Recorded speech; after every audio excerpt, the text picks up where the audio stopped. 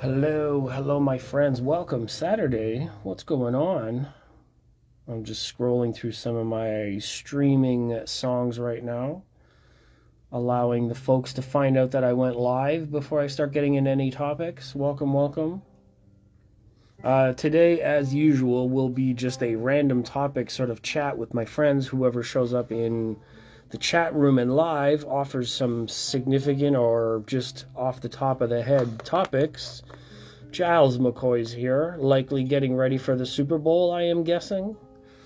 I generally won't be getting ready for Super Bowl. I don't have that much interest in it. I'm interested to see what other people have to say about it, but not necessarily going to watch it myself. Just having a casual Saturday with some streaming music. What's going on? Let me flip this around. I'm not much into sports. Oh, the man is not into the sports. That's cool. I know that some of our friends are more than likely going to be enjoying the Super Bowl. I personally, I don't really care all that much.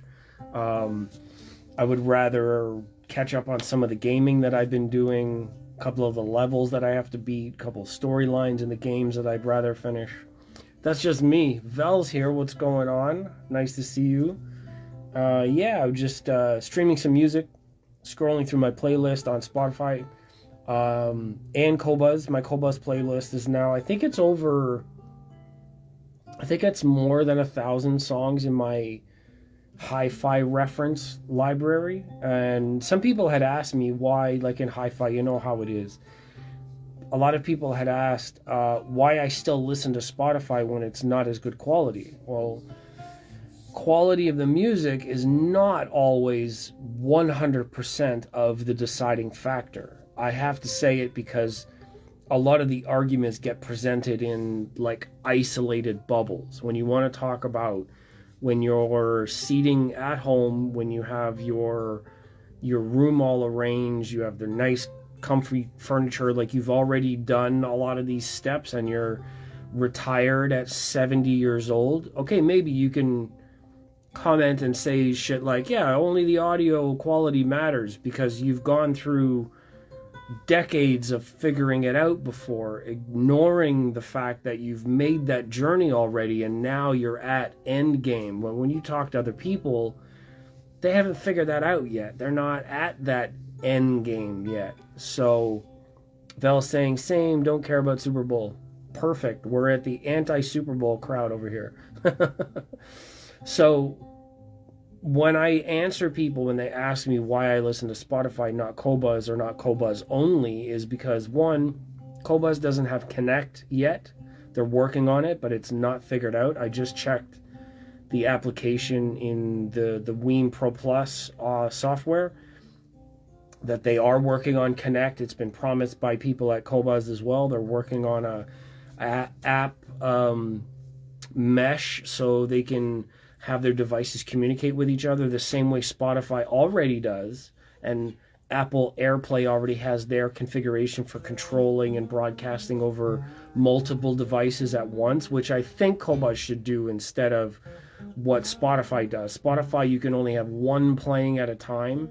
You could have other people join in on a public one if they're on the same network, which is kind of cool.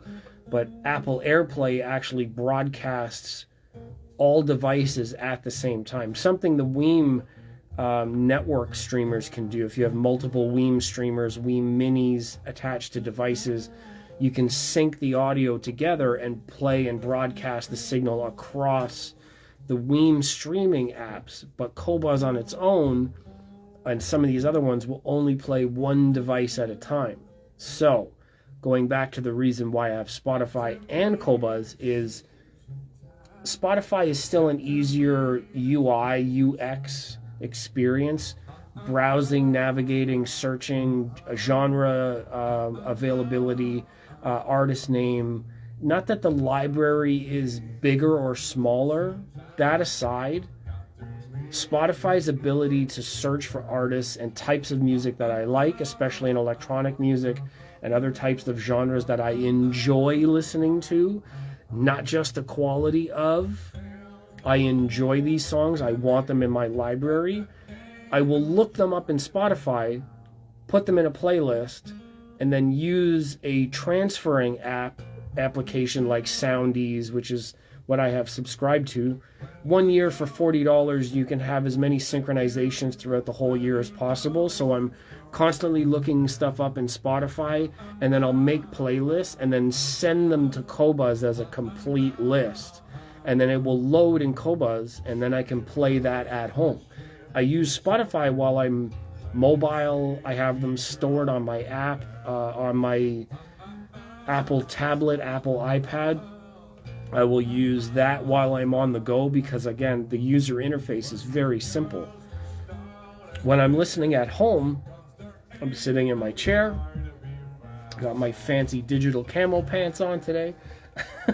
When I'm sitting here and I'm enjoying music, I can put Qobuz on and I don't have to like fuck with it every 2 minutes in order to play music, right? Like the playlists are already set, so you just press play and there it is. It's just the music, just the quality at home where it really matters, and I can control more of the environment and the factors, and that quality can come out. That's why I have 2 platforms. Answer number 1 for the day.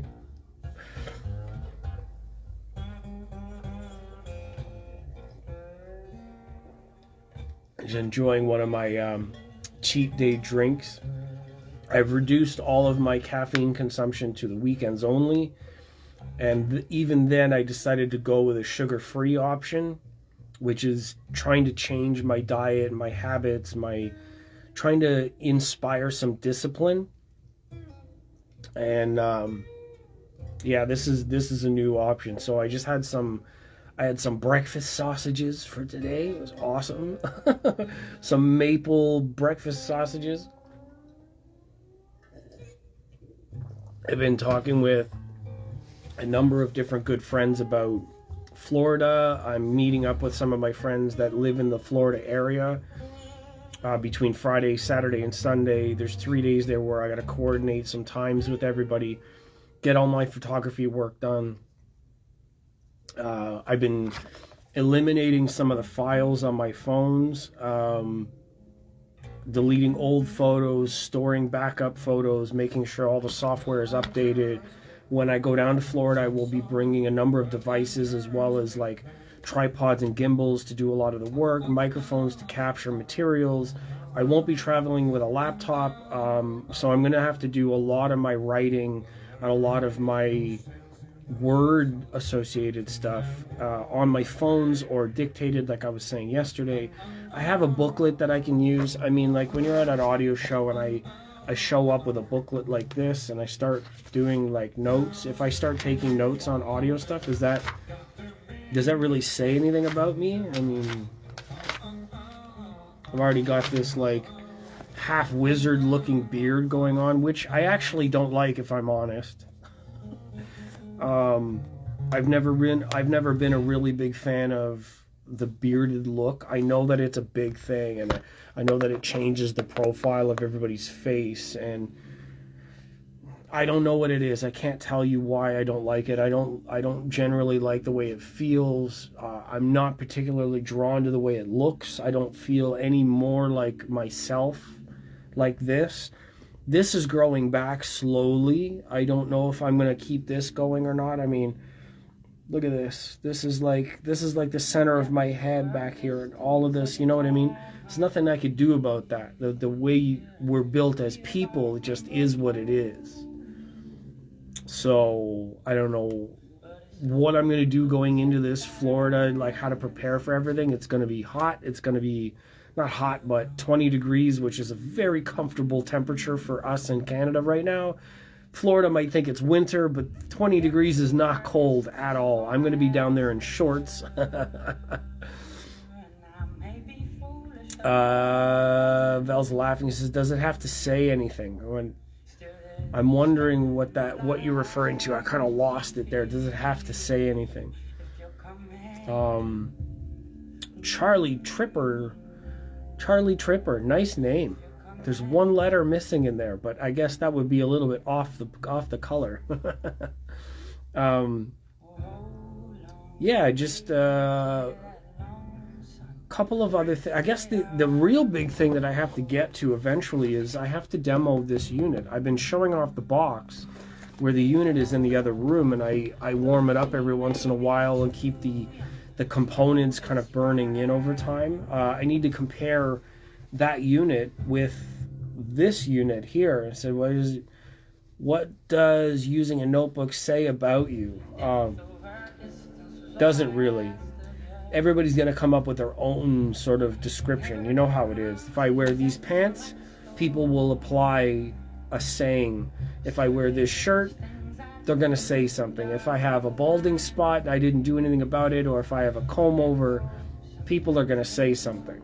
So in the light of I'm going to represent a company, and this is my first time in Florida working with people, sometimes public perception really is the marketing point.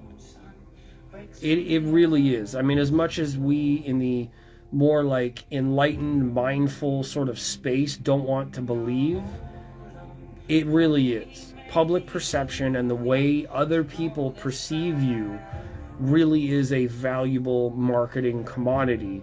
And the reason why they pay agencies to do studies, and all of the ads and data that's being sold is being channeled into ad revenue and marketing campaigns, and the ability to like understand and estimate what public perception is on certain things. Why they do pre-election polls is to get a capture of what the public perception is of electoral candidates. It's public perception. The reason why people still eat hot dogs and other processed foods is because they don't know. They can't perceive how those things are made. If they knew definitively and factually how those things were made, what was actually going on in the background, they may or may not decide to do those things. So, again, I'm going to reiterate and say it's easy to just say, who cares what other people think? That's very cliche. The fact of the matter is, human beings are a tribal animal, and we still have primal and various amounts of different perceptual contexts. The majority of that bell curve still decides how society works. If we want to be individualized and think, forget what everybody thinks. You're automatically putting yourself in a smaller box for whatever the wall is you want to die on. I don't really want to be stuck there, if I'm going to be perfectly honest. Having an idea of how all of this stuff works, I would rather meet a balance of the way that those doors open and they connect together on those levels than to ignore it and be stubborn and in myself and be whatever it is my mechanisms are to say, fuck everybody, I'm going to do my own thing and do whatever, and I don't care what anybody thinks, and just, you know what I mean, like burst through all the walls and break all the boundaries and do all those things. I mean, yeah, that's cool to begin with, and you could be your individual and, you know, whatever you're comfortable with. Kudos to you. I mean, it's individual choice. I'm only painting the picture as a wide, broad spectrum of like, why do I have a notebook when I can write on my phone? What is it going to say to the audience that I'm appealing to? It's all based on the success of business. Business is based on the perception. And you want to bankroll the perception and invest into a certain thing that's going to work. That's where that direction is. These dreams... I had so many of my videos like copyright strike lately. I'm so tired of it. But what am I supposed to do? I like listening to music, and I want to be able to listen to my music when I'm talking to my friends. So, what else is going on in the news? I didn't really hear about anything new coming. Well, I got emails from a lot of businesses, and I wouldn't mind talking about some of those things, but some of them are under what they call embargo. So, I can't say anything yet. I'm not allowed. Is this a charge cable for my phone? Getting all like squirrely over here. Oh, yes it is. This probably is going to get me copyright. course, my light goes crazy. Every time I touch the volume button, it goes crazy. So yeah, it is a charge cable for my phone. That's kind of cool. I got this breakout box here the other day. I picked this up from Amazon. It's got USB charge ports as well as a number of different outlets, so I can bring this closer to my seating position and I can charge my phones up while I'm on the stream or whatever, right? So I don't need to be without power. My iPad is being charged this way. Yeah, it's pretty cool.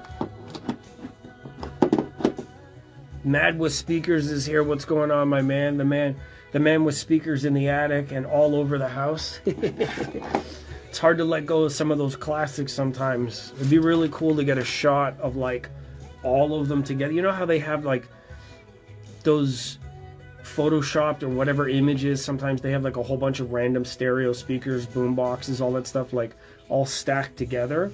Be really interesting to see what all of them together look like a Jenga puzzle.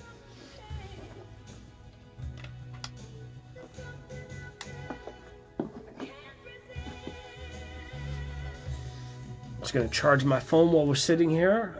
Anything else in the news? What's going on with you guys? I don't necessarily have anything new to talk about, so I might as well ask the audience what is new. I have slowed down on my CD buying trend. I was buying a number of CDs for the last little while, but the last ones that I picked up, I'm satisfied with them. The purchase went well. They work well. One of them was pretty scratched, which is terrible. Open case. It was like sold as being new, but they weren't new. Very disappointing. This is one of the last ones that I purchased. This is a really nice album. Recorded there, where is it produced? Produced in, I don't know what his record label is. Italy, of course, like that makes sense. I mean, we are talking about Andrea Bocelli, so I imagine this being produced in Italy is the number one guess. The one that I wasn't excited about was this one. This is one of the most recognizable albums that I could think of. I definitely needed to have this one in the collection, but then when I got it, it was scratched. This particular one is the newer one, and it has no wear or tear on it, thank God. And it does work. But the other one, this one that I got, has the sticker on the back. This disc has got some nasty scratches in it. I don't know if you can actually see them in this video. Probably not. I was walking the highway. Yeah, you're not going to be able to see them. Anyways, it's pretty scary. I flipped the disc over and I was like, oh no, what am I going to do? So, speaking of CDs, another reviewer that I watch all the time, Zeos Reviews. Zeos is a very, very eccentric, enthusiastic, entertaining guy to watch.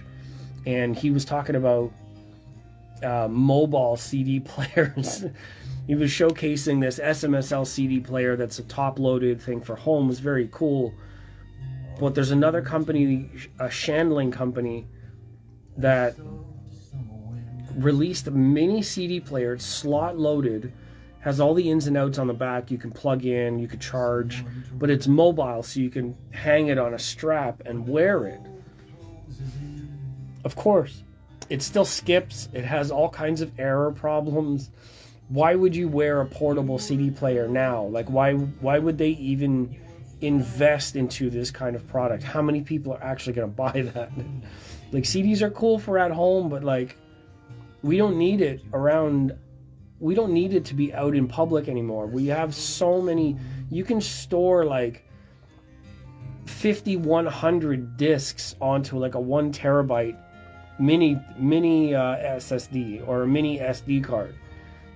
Just put the files on the mini SD and just go for a walk. Like, we don't need portable CD players anymore. Matt with speaker saying, I remember like Blockbuster used to repair CDs a lot before they shut down. Yeah, they had this like special, like a very soft abrasion or abrasive, and a machine that had like this wheel that would like smooth out or like repair the plastic surface, so you could actually get a lot of those like minor scratches out. Yeah, very, very cool. I remember you could bring your discs in and like rent, and they did that a lot for like DVDs and stuff, like when they were going through that transition. So that's very true. Now I don't know if you could still get those. I mean, maybe you can. Maybe there's a way to repair discs still. I don't personally know. I just want to be able to preserve what I have. And of course, the number one reason why I have them is to back up my files, the ones that I own. I might as well tell this story. Let me turn my camera on. I need to blow my nose real quick, so I don't want you to see that. And I'm going to mute the stream so I can do said blowing of nose without you guys hearing me. So hold on for 2 seconds.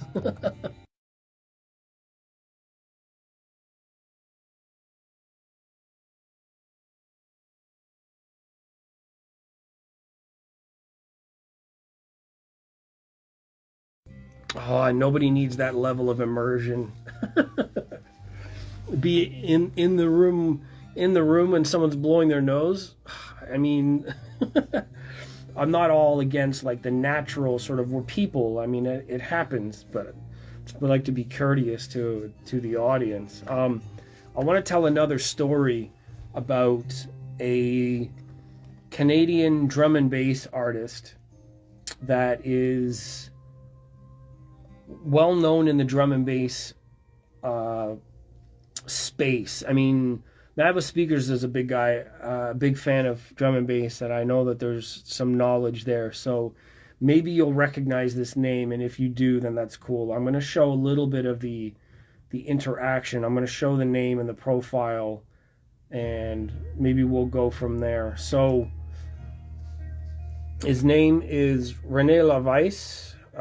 He is a Canadian drum and bass artist, as far as I know. Let me look up to be 100% sure.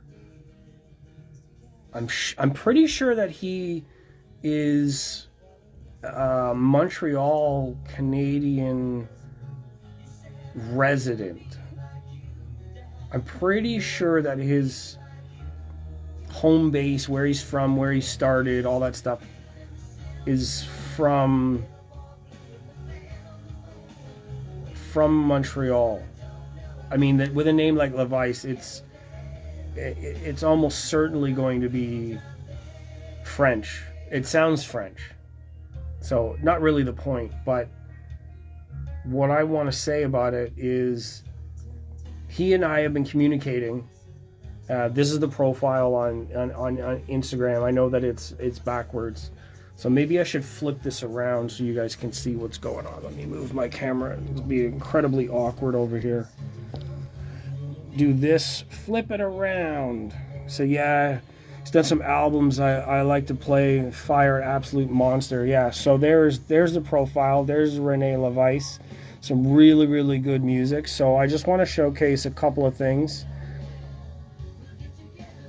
My conversation basically started, I was asking for a remix of a song, and he replies and says you can't find it online anywhere.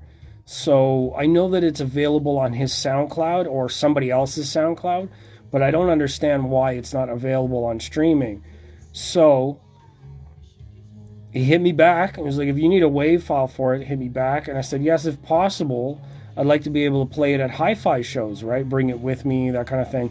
And then his new single, Be With Me, is actually a really good track, but it's unavailable anywhere. So if I could play it at CD quality, then I could bring it with me to HiFi shows. So what does he do? Hits me up with the link. So now I actually have the track, and I don't want to leave it on screen for too long because you know what it is, privacy. But yeah, man, like as a really cool sort of interaction, he's actually hit me back and gave me access to the track that I was looking for. And I don't actually have it ready, so I can't actually play it for you unless I can find it on SoundCloud right now through the Weem streamer. So if you guys are down for it, I will try to figure out how to find that track on the Weem streamer, because I think it does have SoundCloud access, but I might have to sign into it first. So let's see if I have access. I'm going to go back to browse. It does have SoundCloud, but I think I have to sign in. Yes, it's asking me to sign in first. So now it's sent me to the SoundCloud app itself, which I don't think that I can access while I'm on the tablet. Yeah, see, I have to sign in first. So until I figure that out, I won't be streaming from SoundCloud anytime soon. And the unfortunate part is, yeah, like I mentioned to Renee himself, you know, it's not available on any other streaming platform, and I'm not really sure why. Just maybe that's the way that it was set up. I can search maybe one more if it allows me. No, see, I have to sign into Tidal also, which I don't have set up. So between Spotify and Qobuz, it's not available on either one of those. So unfortunately, I can't play it. I do have it in a hard file, but it's on my phone right now. So the only way that I can let you hear part of it is to play it from my phone. So I could do that just to let you know what song it is. It is a really good remix. So we'll see if I can actually play it from my phone. I have access to files on here. Go to File Management, Device. I can go to Recent, Docs, Video, Audio.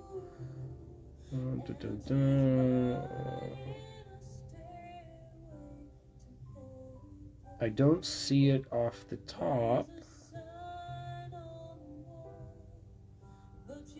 Yeah, it doesn't allow me to. Let me go to Recent Videos. Ah, here we go. So I can play it on. Let me play it on VLC Player. Let's see how that works. So this is the song that I was talking about, and it is a remix of an Usher song. And I think that this remix is absolutely amazing.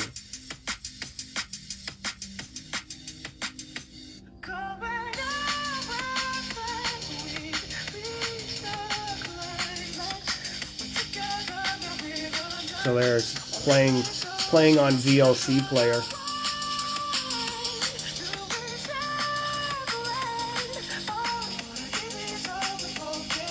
So I'll fast forward a little bit.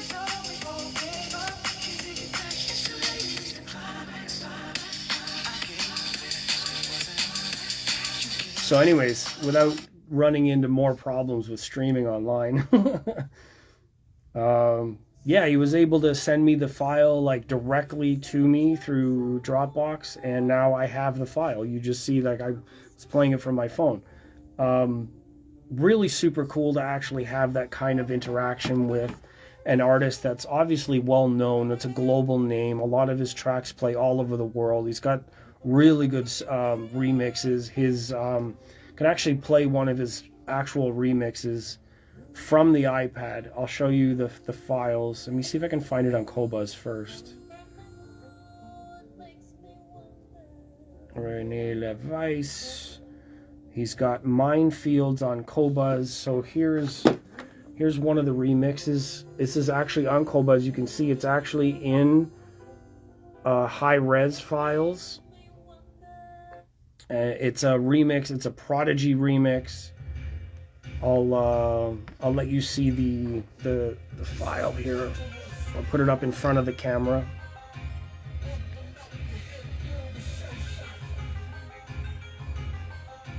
It's a really, really good remix.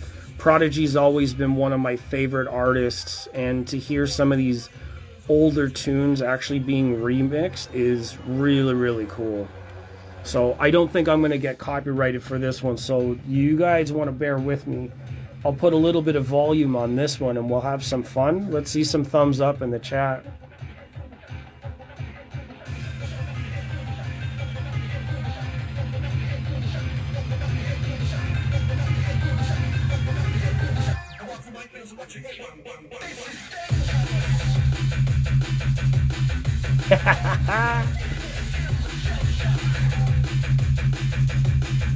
That's a wicked tune, let me tell you.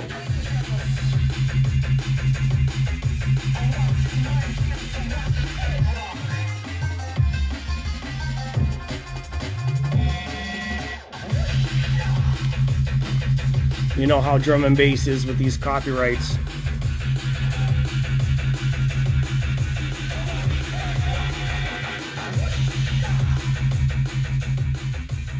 Anyways.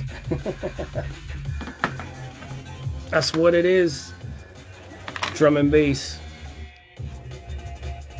Yeah, it's a pretty awesome tune. I mean, Prodigy's been one of those really like legendary all-time OG type of like all kinds of different sound samples and break beats and electronic music. I mean, RIP to one of their members who passed away a number of years ago.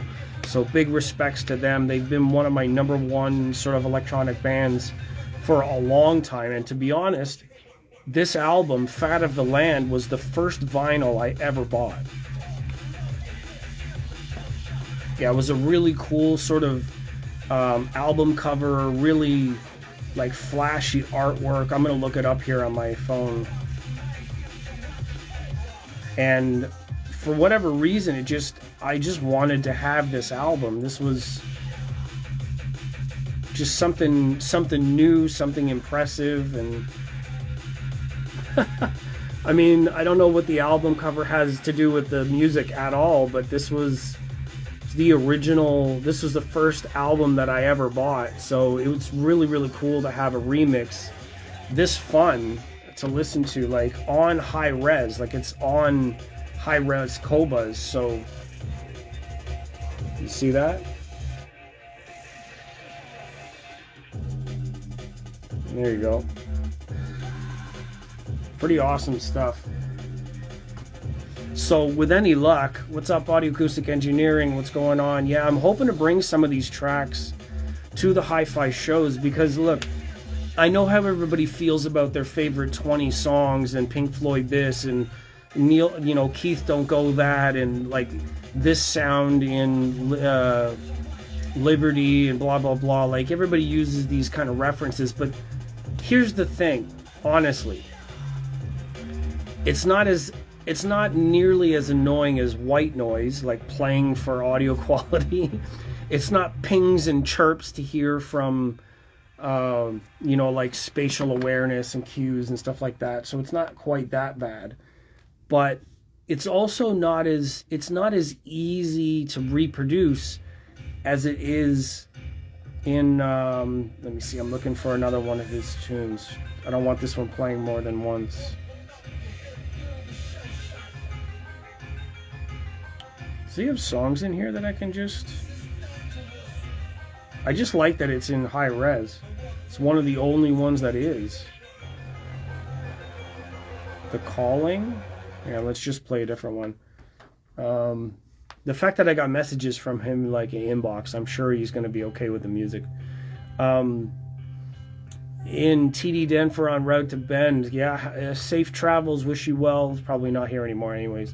Always like Pendulum as well. Yeah, Pendulum was a very interesting band for a while. They came on the scene and got like a lot of hype, but to be honest with you, it's a very sort of static kind of sound. Their energy level is very like, it's repetitive in a way, you know what I mean? Like their energy, the beats, the dynamics of their structures, you know, pretty on point. There are some really interesting remixes in that space from back in the day. I'll play a couple of them. I'll go into my Spotify playlist here, switch off of Koba's app, turn this one out. Pendulum has a number of different, they did like Tarantula, and they did A couple of other really good mixes. I can't remember what it was, but I'm gonna go back and see if I can find one of the original sort of like hard hitting songs. I think this is gonna be one of them. It has to be the right one. Nightmare as well. That's another good one. Yes. I'm gonna go way back with my list here. I'm gonna try to get this one to play on the main system. Yes, playing, play. You're gonna remember this one.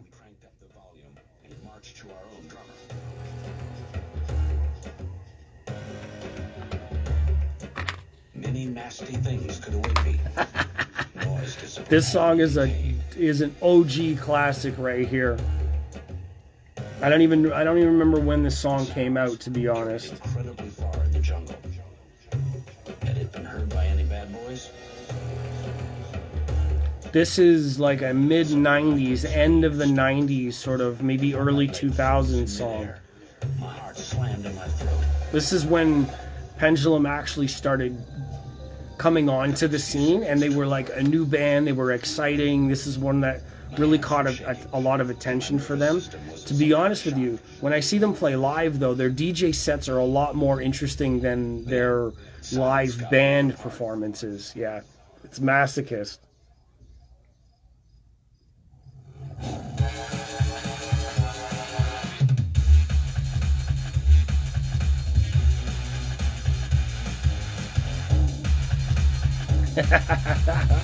It's one of the original OG songs. This song's crazy.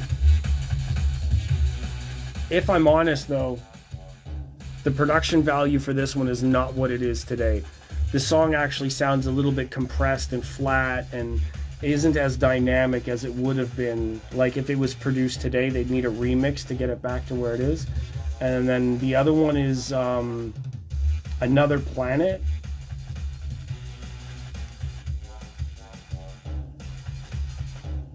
See if I can actually find that. I think it's called Another Planet. I'm gonna play that one. Blood Sugar was pretty ace. Is that the album? Because I don't remember what the name of the albums are. But yeah, there's a lot of fun and appeal to a song that's dense. You know what I mean? Like it's not like jazz and funk and instruments that are placed, it's not like 3 or 4 instruments. And when you get to drum and bass and electronic music, the music is more dense. There's more things going on. So in order for a hi-fi system to reproduce songs that are very dense, like orchestra and big band, and you know what I mean, like these many layers and space, I find that it's more interesting to listen to songs that have more of these elements, more layers, more, I'm going to call it thickness, music with the thickness, because it taxes the system. The bass lines are different in EDM. The bass it's unnatural in a way, so it taxes the system in a different way. If your system can accurately reproduce and make EDM kind of music enjoyable and spacious and fill a room, then the system is good. I mean, a lot of systems can sound like if you listen to normal everyday music, pop music or whatever, and then you listen to some of these like jazz or whatever and classic albums, then automatically your system is going to sound better because the recordings sound better. It's not necessarily the system sounds better. It's the songs themselves have actually got picked up a bit. So like songs like this one from back in the day.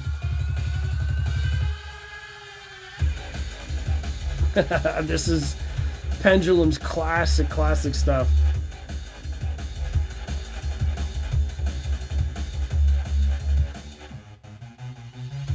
Yeah. These songs take me way back into the drum and bass.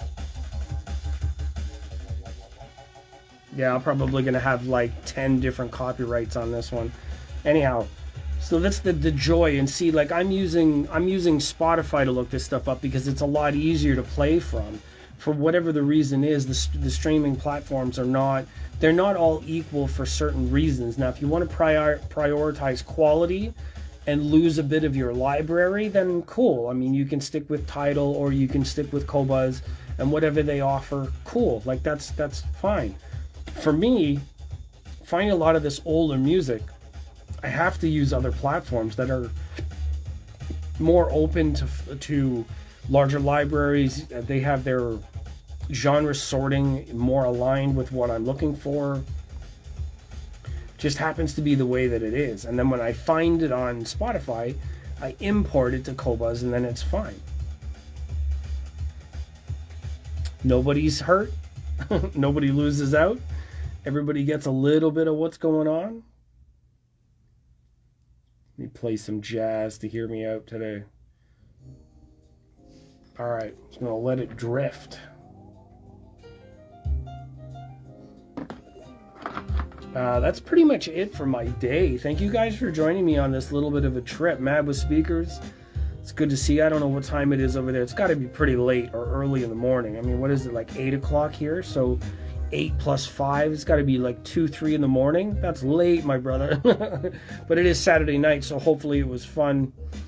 Normally I use Beatport to download and stuff. Yes, Beatport is an awesome place to actually purchase songs.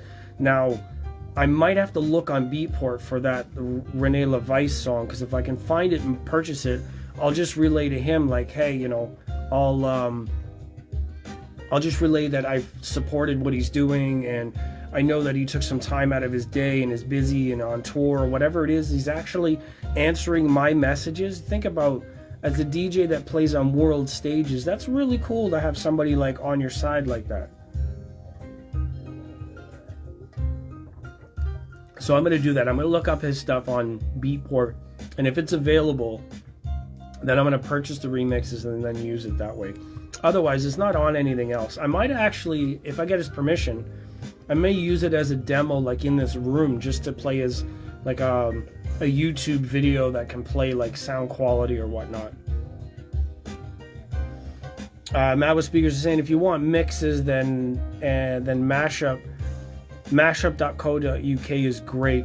Perfect. I mean, this is one where I was talking with a friend of mine today about moving the fuck out of Canada, because the government and the way that everything is managed over here, these numbnuts set of leaders are terrible. I mean, not like Boris and the UK are much better. I mean, there's a lot of twats all over the place. But my access to a lot of the music and culture and the things that I enjoy and that kind of atmosphere, the UK is way, way, way, way, way closer to the places that I would love to be for music, festivals, access to bands, all that kind of stuff. I think that I would really enjoy being closer to the European home base than I would over here. I mean, honestly, if I can figure out a way to make it work, I would. Yeah, exactly. UK's getting bad with Rishi Sunak. Yeah, I've heard of the dumb shit that some of the policies are starting to get put in place in some of those areas, and it's all like this. Like, I don't know what it is, but why is a lot of this bullshit focused around like essentially English speaking white countries? I don't know what's going on there. I don't know why that's the case, why they're all aiming down this certain line. I have no idea why they're all in alignment. Russia seems completely devoid of all of that stuff, and they're, you know, this constant back and forth with Russia bullshit. I'm actually, after the interview that Tucker Carlson just put out, I'm actually team Putin at this point, because he seems like the most reasonable, well-spoken fucking leader I've actually heard in decades. Now, take that however you want. I'm not going to be in favor of a lot of the stuff that has happened on either side of these plates. None of it is really great. But when you talk about factual historical events, I mean, you have every right to defend your border. That's all I'm going to say. Meanwhile, the idiots over here in our countries are actually imploding our own structures. It's terrible. So yeah, I mean, places like UK, places like Denmark, like Norway, like a number of the different, like really big, well-to-do hi-fi manufacturing places, I would love to have closer access to those countries. And you don't see the same kind of strife going on in those places. I mean, maybe I don't hear about it because I don't speak their languages and all I hear is news in English. Perhaps that's the case. But there's a lot of other news outlets translating into English from other countries, from other places. You just don't hear about it. Now, I don't know that that's because of the net and censorship. Could be. Maybe I'm missing the point. Maybe the global scope of things is everywhere's a little messed up, and I'm painting a picture of escape that I just want, but I don't know actually exists. I don't know.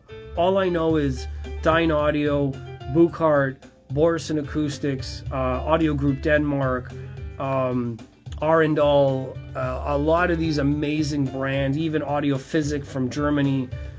Europe has like the most and number one ranking audio companies anywhere, really. And I'm getting really tired of the politics of North America, so I think that I would be better served in business and in access to be closer to hi-fi shows like Munich, like the Bristol Audio Show, like the shows that they've had in Denmark recently. A lot of these brands in that area have way, way, way better technology and more recognizable brands. I mean, Kef, Bowers, Focal, who else? Like Apertura from France. Like, there's so many brands that are in the UK, or not the UK, but the European area, and it's much, much easier to access them all. I mean, a couple of train rides and boom, overnight, you're in another location. I can't help but to think that staying where I am is only doing this to my access. I mean, Bang & Olufsen, there's another huge brand for European design.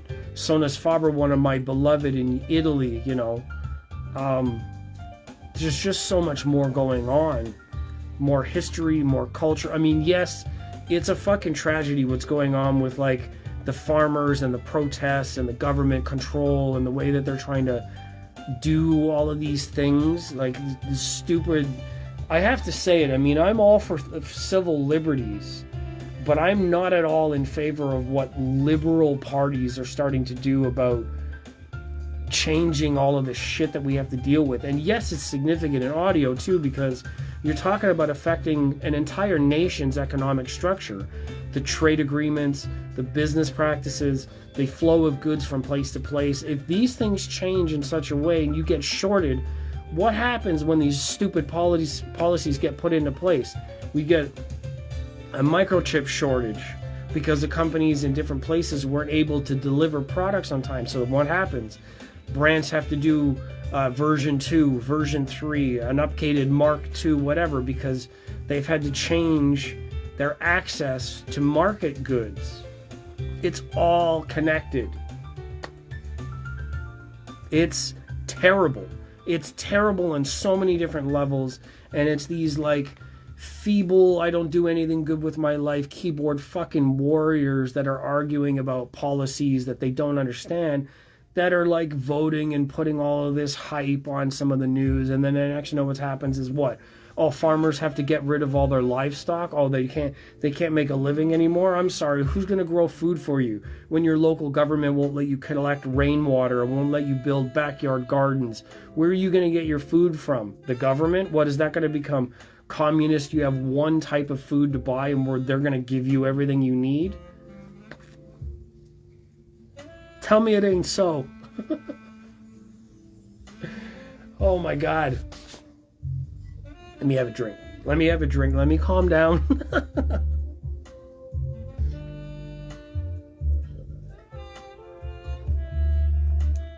You know what? All of this news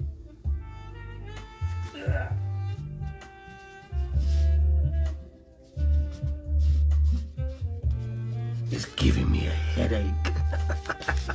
Hello, McFly? Is anybody home? Hello?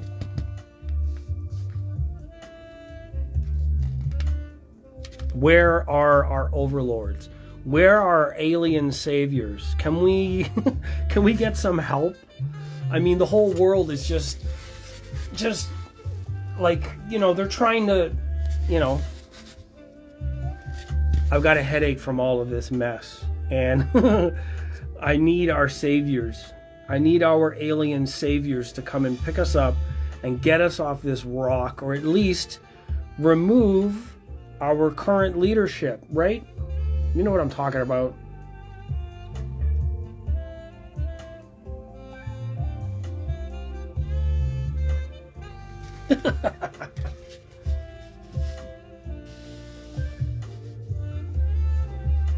Makes me crazy. That's all I'm saying.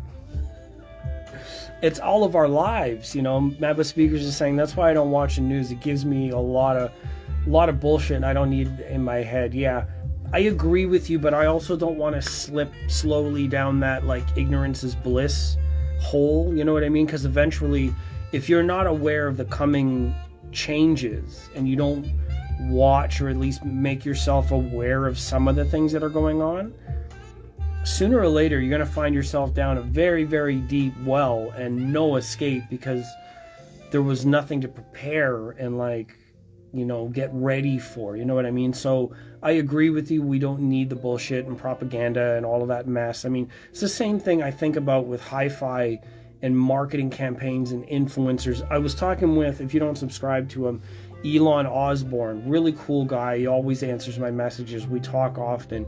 And we were talking about this issue the other day, about how influencers in media are like talking puppets to the ad campaign.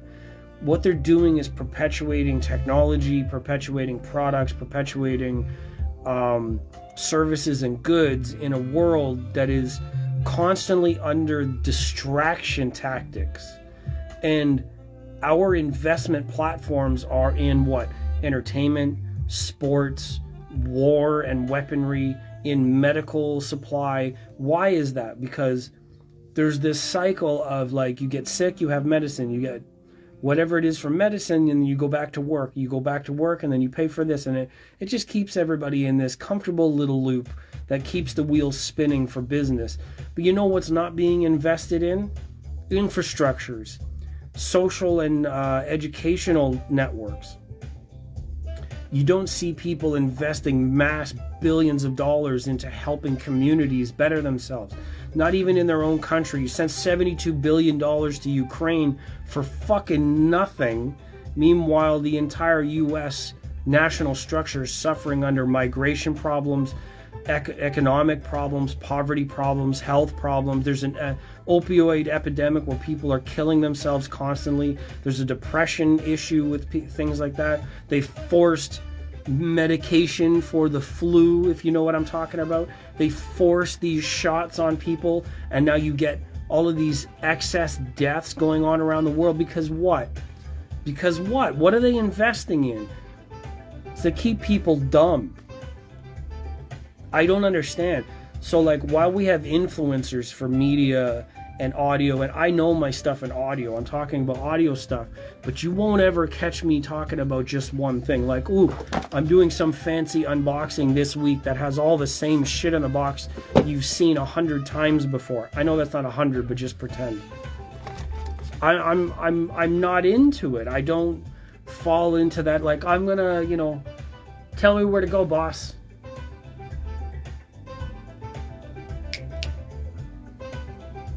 It's not me. I can't do that. I can't just, Vel's saying I need some bliss. The news can wait. Yeah, I hear you, and I understand how important it is to feel good in your own skin. But look, humanity is heading towards a cliff really, really fast.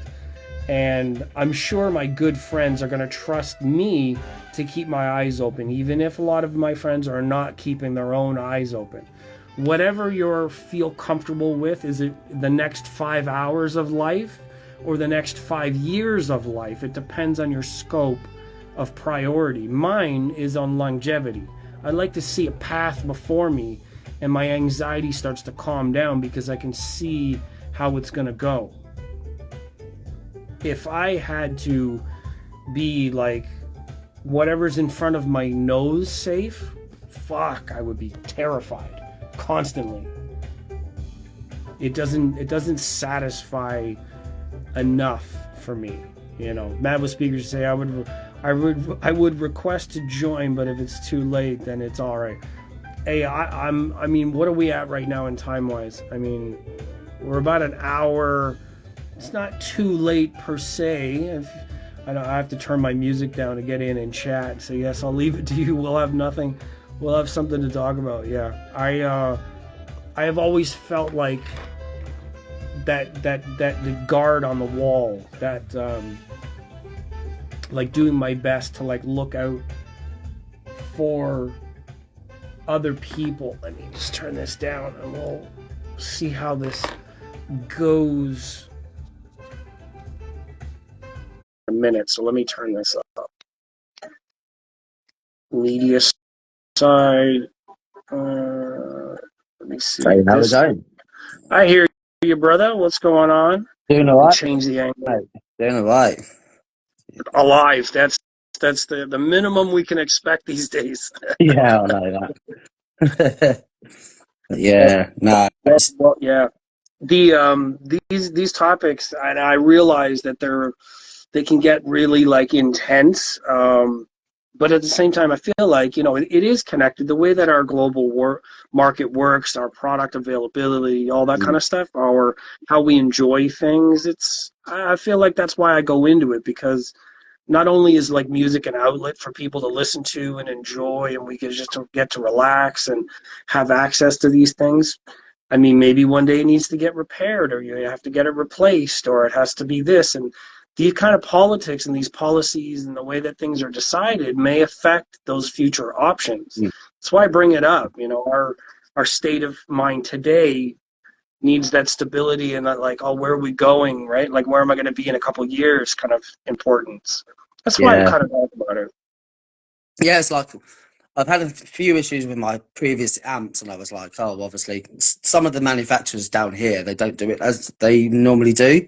Yeah. So they always say that we have to import it towards the Germany side to manufacture and get into the details of how the amp's basically like repairable and stuff like that. Yeah. And it's just like UK is just getting shut down with a load of things because obviously the importation is just stopping as much as it could.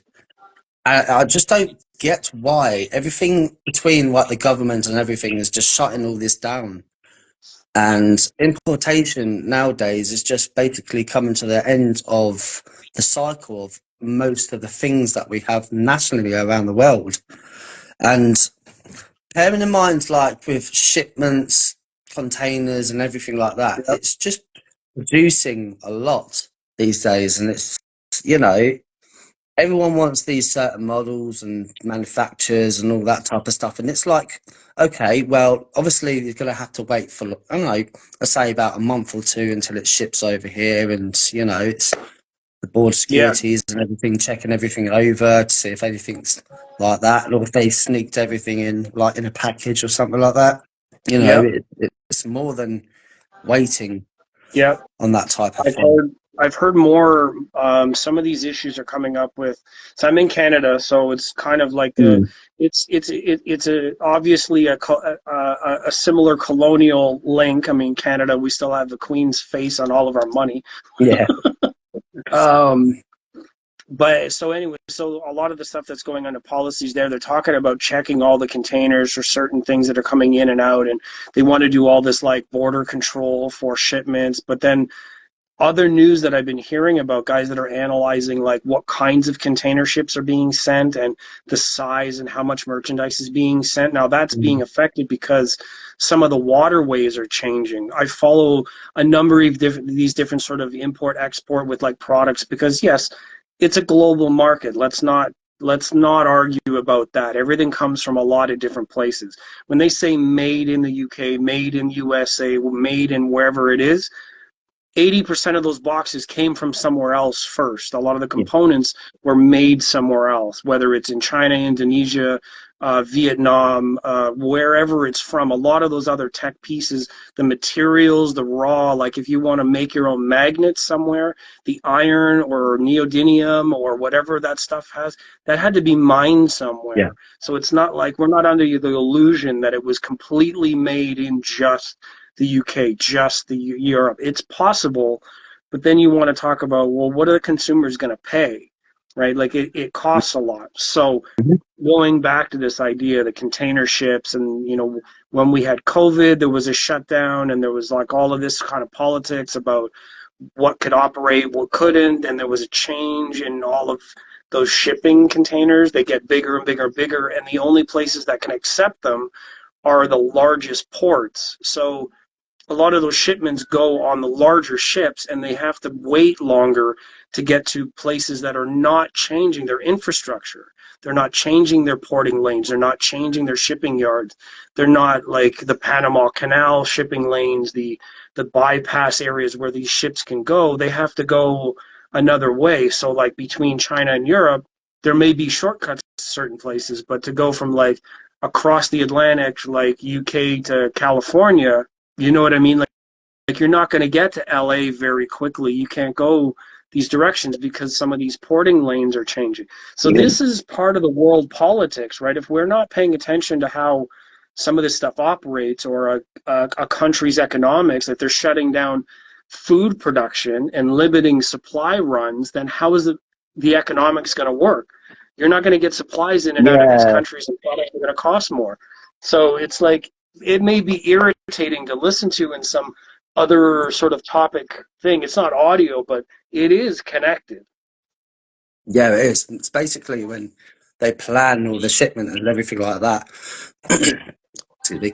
And pretty much it doesn't always come into one route, if you know what I mean. If it's like overloaded on one certain route, then fine, they'll process to another. Yeah. And if it's all like into different parts, like, and then the assembly happens here, like you're expecting like, oh, obviously they're going to assemble it there. It's just going to be shipped. It's going to be moved to this company, and then it's going to be like manufactured for shipping, and then it's going to go to this crate and that crate, and it's all going to be messed around. But you just don't know until it's here.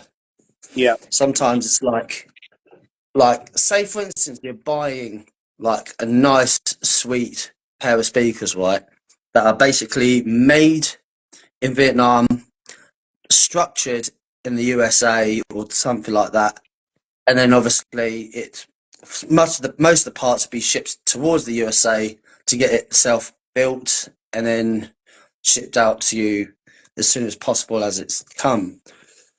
I mean, that's one of the quickest routes where they have all the separate parts, but normally when they're built at other places, it takes a bit longer to ship due to the weight and stuff like that. Yeah. Also on like so say with brands that are like, so I know that a number of different companies have actually like bought and purchased properties and factories in the China region in order to make a lot of their production. So like I said, if you're looking for like rare earth metals, magnets, a lot of those components, parts, amplifier components, whatever, then it's all in that area anyway. So it made more sense. Like Wharfdale, for instance, they own places that are over in China. I think Dolly also owns places that are in China for manufacturing. And they purchase and organize the entire structure to streamline the production in that area. And then you're talking about volume of production. So if you're a smaller company, then you have to do it a little bit different, where China will say you have to do and pay for this much volume before we'll even do business with you.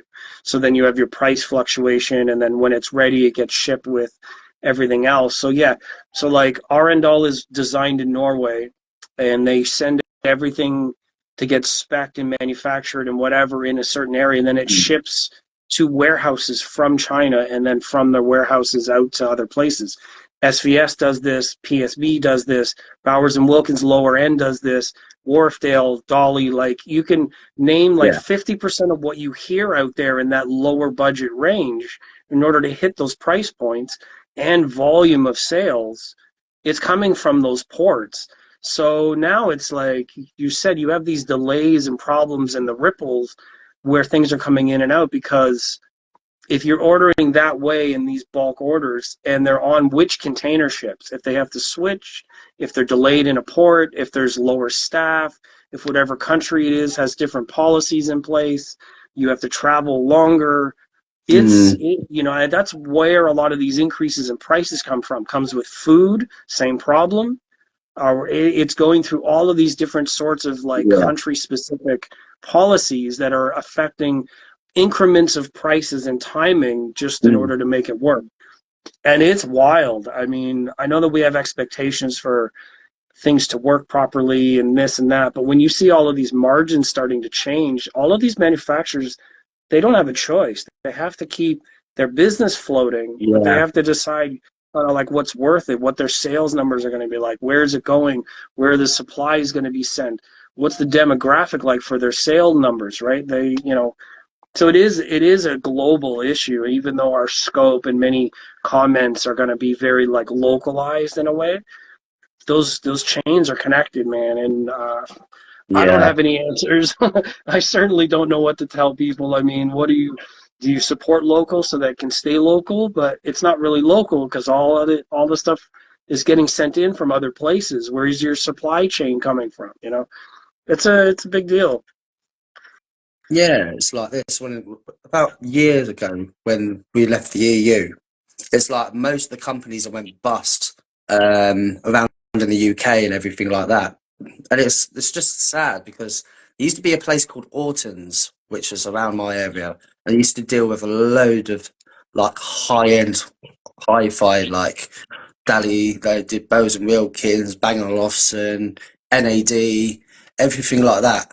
And I used to love walking into the shop when I used to be little, and just experiencing and feeling like the textures on each speaker and everything like that, and just like discovering the the materials and stuff like that, and getting into the sound rooms and hearing each different type of speakers. It's just one of those things that I've ever loved doing. Yeah, Back in the day, it was just absolutely awesome.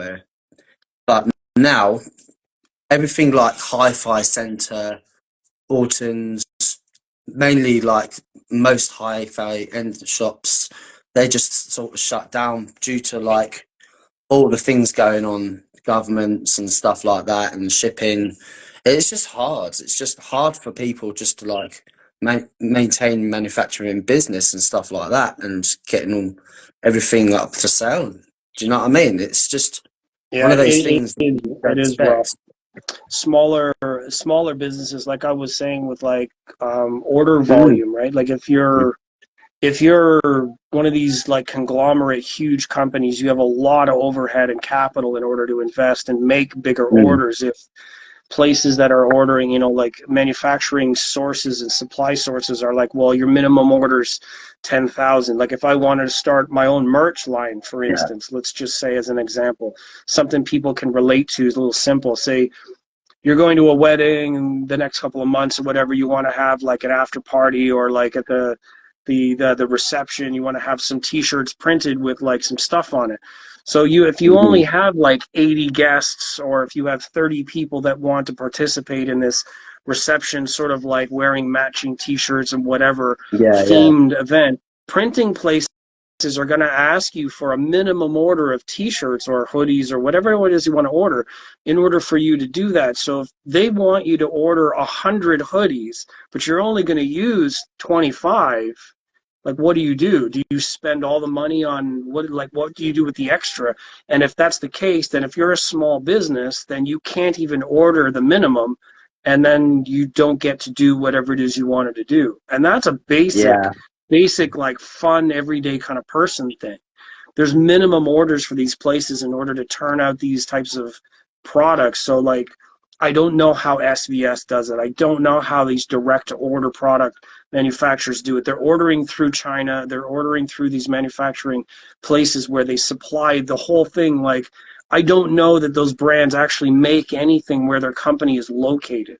You know what I mean? Arundel doesn't build any of their own stuff. They might do all their own engineering and R&D in-house. Same with SVS. They might have laboratories set up where they can do driver manufacturing, and they have like raw parts like this. Like you could have something like this in-house and have like a mini clipple machine or a mini anechoic chamber to do one or two iterations of a design, and then all of that stuff is spec'd and sent to a facility that where you can upscale the volume, and then you've got to absorb all those costs. Now, the fascinating part about it for me is, yes, dealer locations like brick and mortar shops, like you were talking about, you go in and you can touch the speakers and hear them and sit down in a smaller room and interact with the sales guys, and that is becoming increasingly rare. And it's very sad because of these types of margins that are increasing for dealers.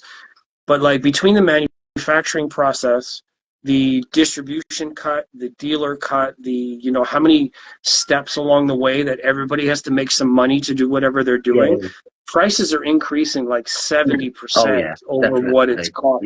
Like, and there's no hiding that. Most people understand that that's what's going on. There is an increase and everybody needs to make their money along the way. So that's why I think this direct sale model is that there's more of those now, where you're not going to see SVS in a store because that's not how their model of business works. So if that's the case, and the way that these margins and business structures work force more brands into direct sales, like PSB and other places can send directly from China rather than their own warehouses or other sort of dealer networks, these price margins make it either too expensive to do, it doesn't make sense anymore, or you're cutting out the smaller businesses because why bother? The price competition to like Best Buy in the US or North America, you can go into a big store like that has a large revenue, a lot of locations, a distribution network set in. Amazon, the same thing. You can just order anything you want from an Amazon delivery network right now, and that cuts out your whole like going to listen to it in person kind of thing. But here we are as audio people talking about a very, very in-person subjective experience and having very, very little or no way to listen to it in person anymore. It's such a weird space we're in right now. The thing that audio people and fans and music lovers need is that chance to go into a store, sit down and listen to it.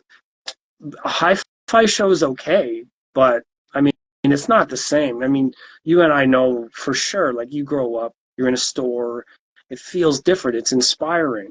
What's going to happen now for the future? What are the next generation going to look for, you know?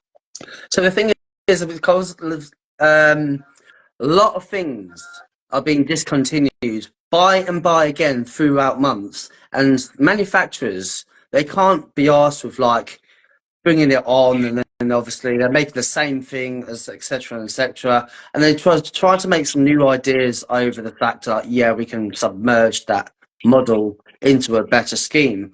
But then obviously people are going to be reacting about how it's going to be discontinued and where can they get the exact thing what they are after.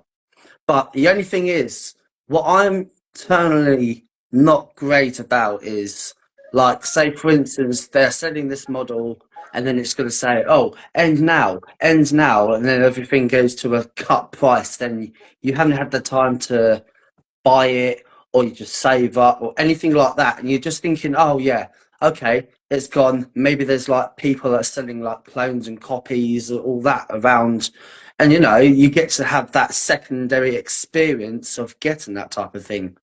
But it is heartbreaking when it comes to manufacturers and sellers and things like that, when they tend to move on so quickly at their stuff, and you just didn't have a chance to snap it up. Like, you just basically, oh yeah, this has been out for this long and how it is. But there is some sort of other things that are being discontinued but are reselling.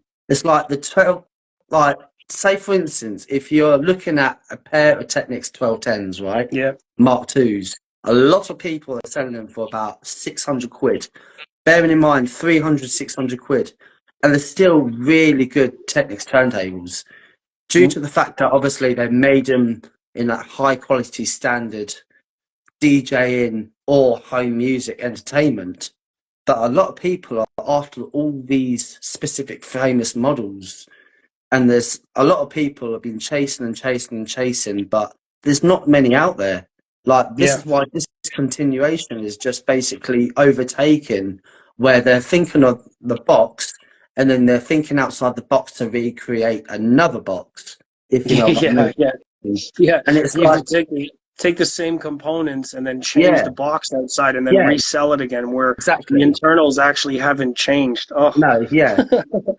It's like they're remodeling, they're facelifting a lot of things, but they have the same boards yeah, sometimes. yeah, yeah. That's part of the inside, like seeing the internals of a component. Like, for instance, I got this little device which is like a tube streamer. Oh yeah, Recently, one of the distributors in the area, it's Advanced Paris. It's a pretty well known brand. It's got tubes on the output stage for the RCAs, that kind of thing. And I got this one before that. It's the Weem Pro Plus, which is yeah, sold like a lot this year. It's got a lot of extra features, all that stuff, all of the different things. So anyways, the DAC outputs are a little bit different. This one's got an AKM yeah, in it. The other one's got a Texas Instruments. Now, if that means anything, I don't know. The tube nature, the sound, of course, is a very catchphrasey thing. You see tubes in something and there's an audience for it. So, okay, that's cool. So when I hooked both of these up and I downloaded the apps for one, and I have Weem Pro Plus, whatever, on my tablet for home use, I picked up mm, the Advanced Paris and it says download this app to control whatever for this one. When I opened up these applications, and it's in one of my previous lives, it's the same software. yeah, They're both using the same software to control their exactly. streamers, to the point where my original Weem streamer application can access the Advanced Paris streamer. So Hmm. they're both communicating back on the same sort of app platform. Now it makes me wonder, okay, so the Advanced Paris has the same sort of feature set, same sorts of ins and outs, except it's got tubes in one stage. So how similar are these boards? Where are they getting some of this stuff from? Like, these Weem streamers have been selling hand over fist for a number of years, to the point where Musical Fidelity started selling their integrated amps that don't have Mm, streamers with the Weem Mini streamer as an option. yeah, So they're not investing in making the streaming applications or platforms. They're just buying into existing streaming. So, I mean, you want to talk about putting some stuff in a different box? When I saw the software working the same, I was like, what is going on here? How much is actually different, right? And it's hard to tell yeah, because I'm not an engineer and I'm not going to open them up, and most consumers are not going to do that either. So, who do we turn to get some of the inside information, right? How do we tell people, like, hey, maybe this Onkyo receiver and this new Pioneer receiver have 4 different new outputs, but on the inside it looks exactly the same. The fins are in the same yeah, place, the power supply's in the same place, the boards and heat sinks for the HDMI board are in the same place. The thing that's different is the two XLR inputs and outputs. And oh, what do we know? Pioneer and Onkyo are owned by the same brand. So, I yeah. mean, It's like how you're Technics talking and about? Panasonic sometimes, because Panasonic are sharing with Technics and Yeah, stuff like that.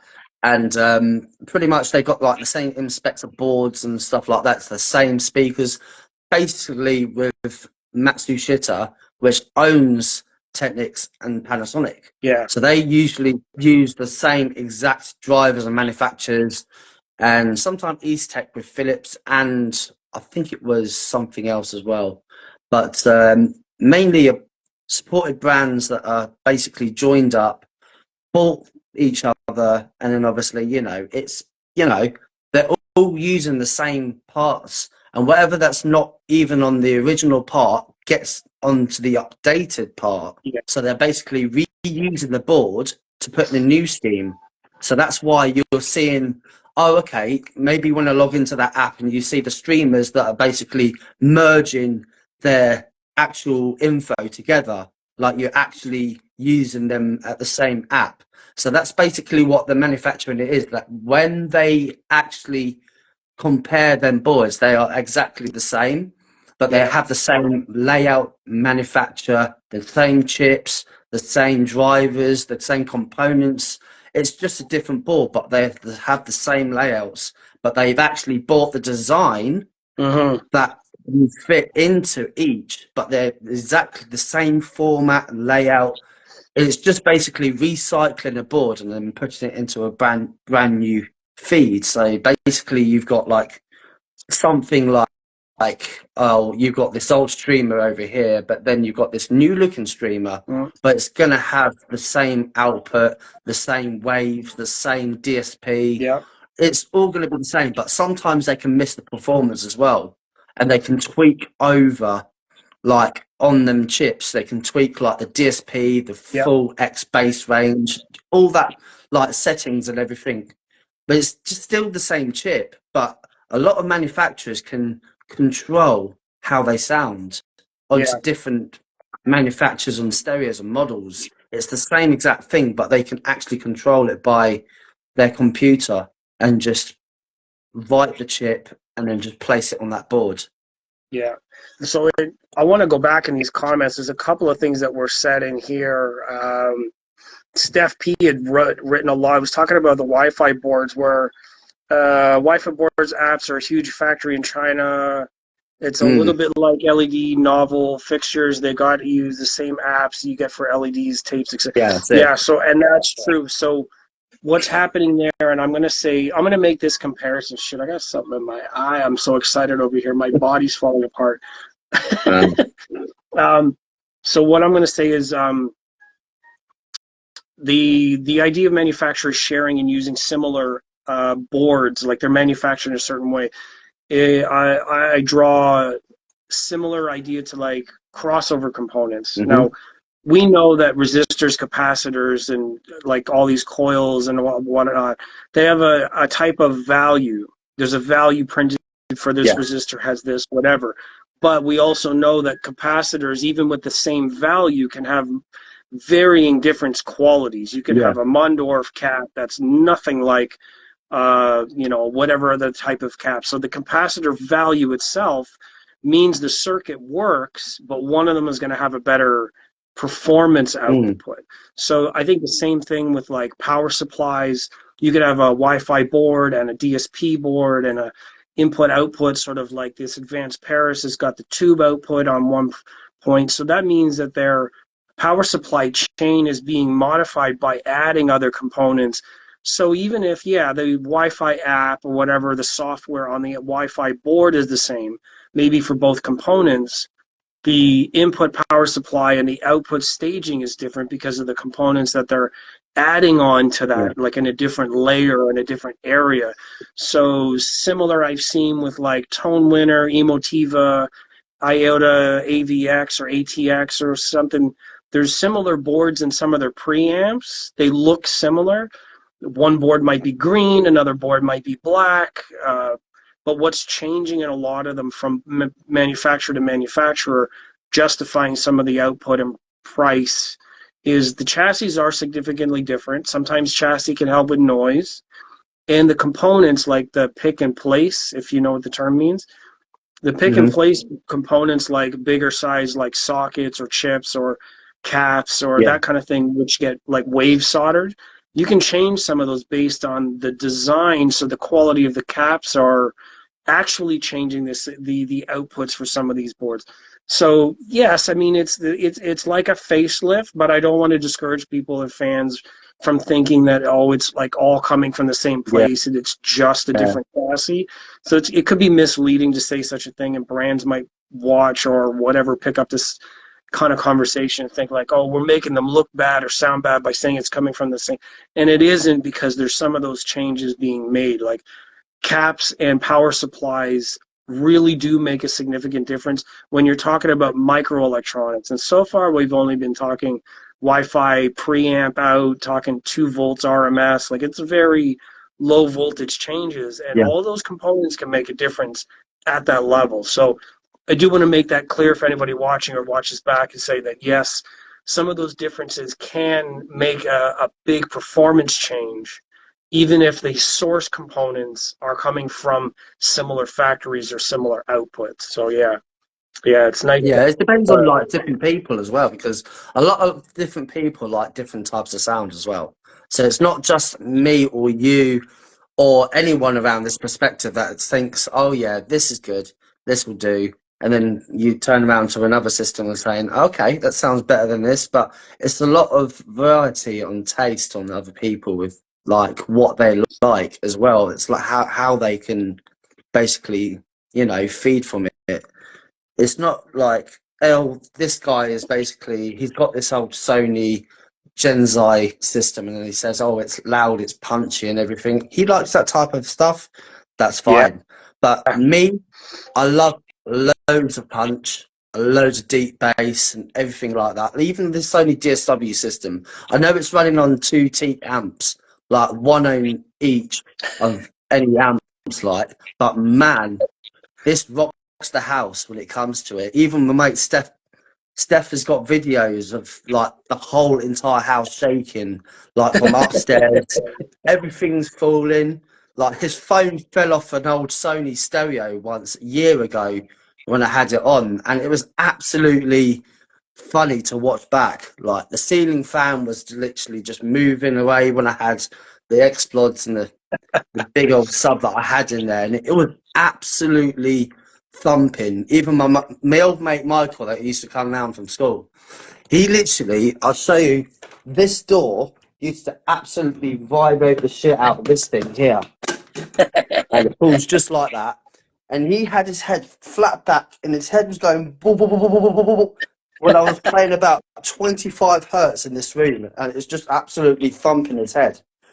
That's But awesome. That's awesome. it was just loads of power I coming up. remember I remember using car subs back when I was a kid. I'm talking 16, whatever it is. You used to build boxes out of whatever you could find. Someone's throwing out some furniture. You'd be like, "Oh, these measurements look good," and just fold an old bookshelf into a speaker cabinet. Yeah, And I used to put like my old like mattresses in my bedroom, right? I used to put the beds directly over top of the sub boxes, so there's no bed frame. It was just a yeah, flat sheet of ply over top of the boxes, right? And you would aim them inwards, so they would aim down this like it was like a multi-chambered sort of air passageway, like a base bin, right?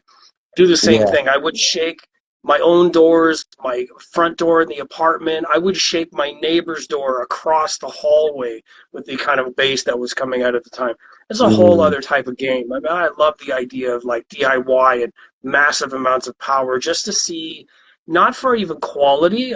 It's almost like it's just a fun experience at that point. You're not looking for like, oh, what's the distortion levels? It could be 20%, but who gives a shit? Look how much Yeah. the walls are shaking. It's just fun at that point, right?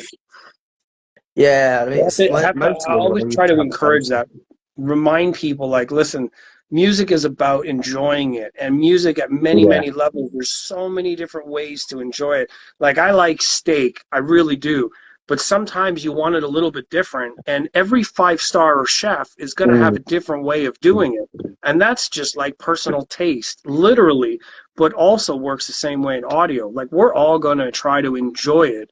At the end of the day, that's the goal. It's not about this way, that way, this person's taste, tube, solid state, vinyl, digital. Like it doesn't, however you get to that state of joy, doesn't matter. As long as you can figure it out, understand how to get there, and enjoy it at the end of the day. Yeah, man. Yeah, that's it. That's the 100% goal of it, really. It's like you're basically experiencing yourself to make that step, and then obviously when you get used to it, then you know what you're doing. Yeah, yeah. And it is a journey. Everybody's going to have their own sort of steps and experiences and knowledge and Hey adding to guys. the conversation and all that Yeah. kind of stuff. Yeah, man. Hey, you good? What is? Do we have? Did we miss a video? The video feed didn't come in. Video feed didn't come in. I see. I hear. I can hear Steph. I added him to the thing, but I don't see him. Okay, I'll two see him. seconds. Yeah, Is Oh, that I'm better? not. I don't. I don't see all video feeds. I only see two. That's weird. Yeah, yeah. You're quite right about Switch. the sort of audio side of things because I if you kind of want to have a bit of fun, you That's stick your odd. Skull Candy, crush your ANCs on. If you want to go a little bit crazy with bass, but then again, if I want to go for a little bit of clarity, a little bit of detail, I've got the Sony. I think WHXM5s. I want to say they are. Yeah, they're the WH1000 That's MX5s. the ones. Yeah, Yeah. but they're the ones for sort of clarity and stuff. Yeah, in regards to the comments further up, I didn't mean anything like bad about the companies, but it's what most people in manufacturing do. They sort of outsource from a company in China, but like you guys were saying, just because a product uses the same app, not necessarily are the caps or the little bits and pieces going to be the same. It's not, there's slight you know, differences between each one. Yeah, it's gonna. I believe the differences are gonna be in those things like the way that it's not necessarily like the topology of the device because the boards are a lot of the same. The designs are kind of similar. So like what I was saying with crossovers is you can have similar values of components, caps, resistors, inductors.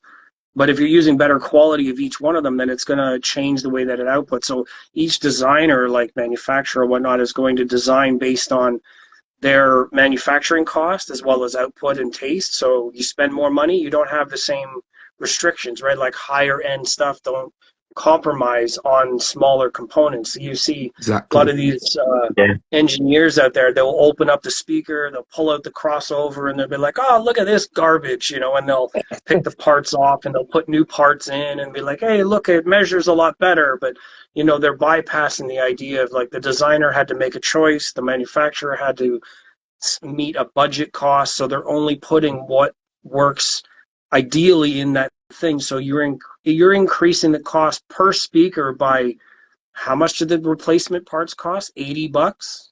80. Exactly. You're increasing the cost of each speaker by $80. I, Then the I've done this in manufacturer's the going to look past at it and quite a go, lot with how many like can we order? budget speakers and stuff. Like I've always thought, I can improve the horn, put better horns in, put better crossovers in. But when you start doing that, you think, why did I not bother buying a better quality product in the first place rather than improving something, you know, which was made for that budget in the first place? Yeah, it's just like when I bought a couple of things, like, say, for instance, like you got yourself like a low end box and stuff like that, and you got like a high end speaker inside it, and it just doesn't sound too impressive, if you know what I mean. Just doesn't sound No, too impressive. Yeah, you got to wonder sometimes with budgets, like what their choices are, anytime I get to talk to engineers now and like these designers companies are making these products, you don't often get into these conversations where you ask them like, well, there's compromises to be made everywhere. Some conversations have taken place. Like Andrew Jones is one of these guys that gets asked this question all the time because he's one of those like famous names in audio engineering, from TAD to Pioneer to CAF to ELAC to, he's with MoFi now, and he's one of these guys that puts his spin or flavor on everything he designs. So you get asked, and you're like, yeah, it's a compromise of what works this way, what works that way. You can only solve based on how much money you're allowed to spend on a certain product based on whatever company you're with. And yeah, I mean, if you're going to put in this level of whether it's they have access to, like we were talking about earlier with like supply chain, some brands for whatever reason just don't decide to go a certain way, whether they had access to, they could order enough parts, they have to make their product work. So somewhere in the chain of decision making, the design they have to go with whatever's going to work, what they can get their hands on. So yeah, maybe you can go in and tweak it later, why this choice was made instead of this one, something would sound better. It's probably one of those compromises, and maybe they didn't have a choice. Maybe it was just that way because maybe their testing facility is set up a certain way, or maybe, in some of the worst cases possible, maybe one of their tricks of the trade didn't actually satisfy the mark. You know, they're putting out a product to sell it rather than sound good. And, you know, you only discover it afterwards. Someone like Aaron at Aaron's Audio Corner, or Amir, or Danny Ritchie at GR Research, or one of these other kinds of guys happens to get their hands on it and goes, hey, look, it measures like complete garbage. Yeah. We didn't know this. And, you know, maybe manufacturers are not banking on being called out. Who knows? I mean, I'm just saying that when you get that veil pulled off, like you get to see actually what's going on, you pull open the back end of the chassis and you go, wow, these are shit, you know. We Yeah, don't know it's until you Yeah. actually it's look. that exact same argument people have had for donkey's years about Bose products. Some people love them, some people hate them. You know, it's one of those. I mean, they do make great headphones, but are they the best headphones in the world? No, but are they suitable for the average consumer? Yeah, definitely.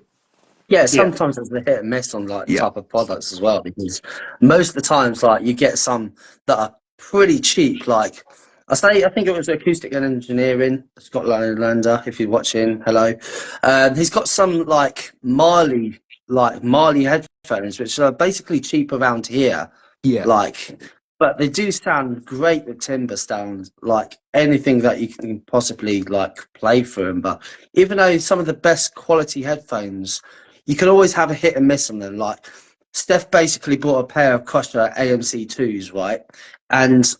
when Flossie Carter reviewed them on his channel and everything like that, You and they just said get that that popping obviously sound because they use like I've got the the bloody what are these Crusher ones? Evos.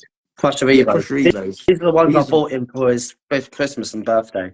yeah, like I have these, and these have got like the tactic vibration motors in, and these you can literally put the bass slider up and they sound perfectly fine. Whereas the newer version doesn't seem to sound as good. But that again, that's my personal opinion.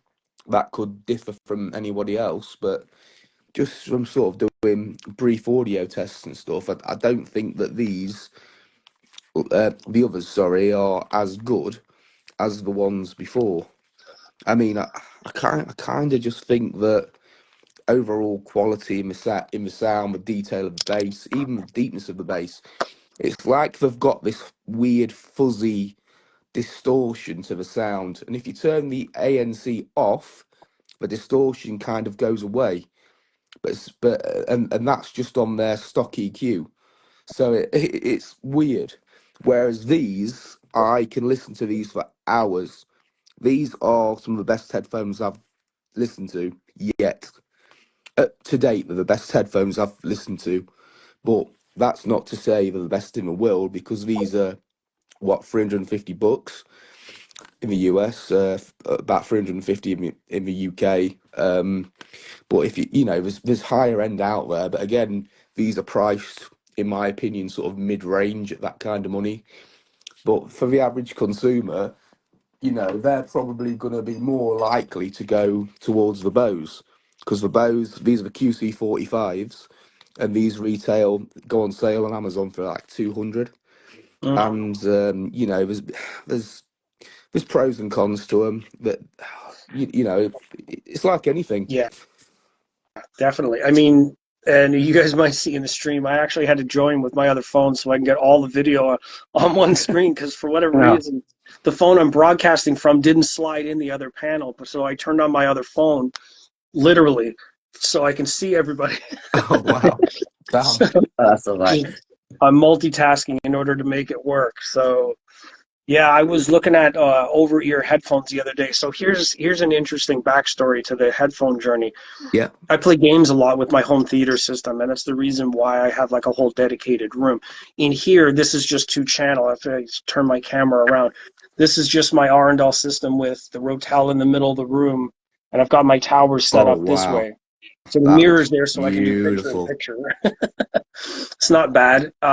So in the other room, it's all set up for home theater. So what happened was the Denon receiver I had, 6700H, which is a previous model, just had power issues. Some of my lives and some of my I'm YouTube so videos talk glad about you've told me this because I very nearly went out and brought that receiver. that. But So I've heard mixed things about it because the ratings, because what is it in the US, about 850 ish?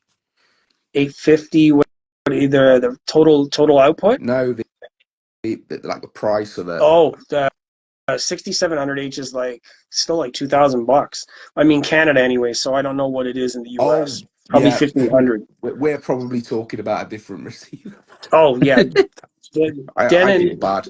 It's the Denon 6700H home theater receiver. It's 11 channel power, 11 channel powered output for home theater use. Yeah. So maybe it's a different unit. So my issue was in regular power mode, because they have an eco mode.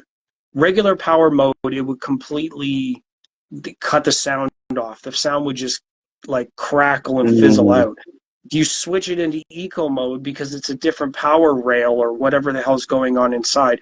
The relays would click and the sound would come back on. I was like, well, that's fucked up.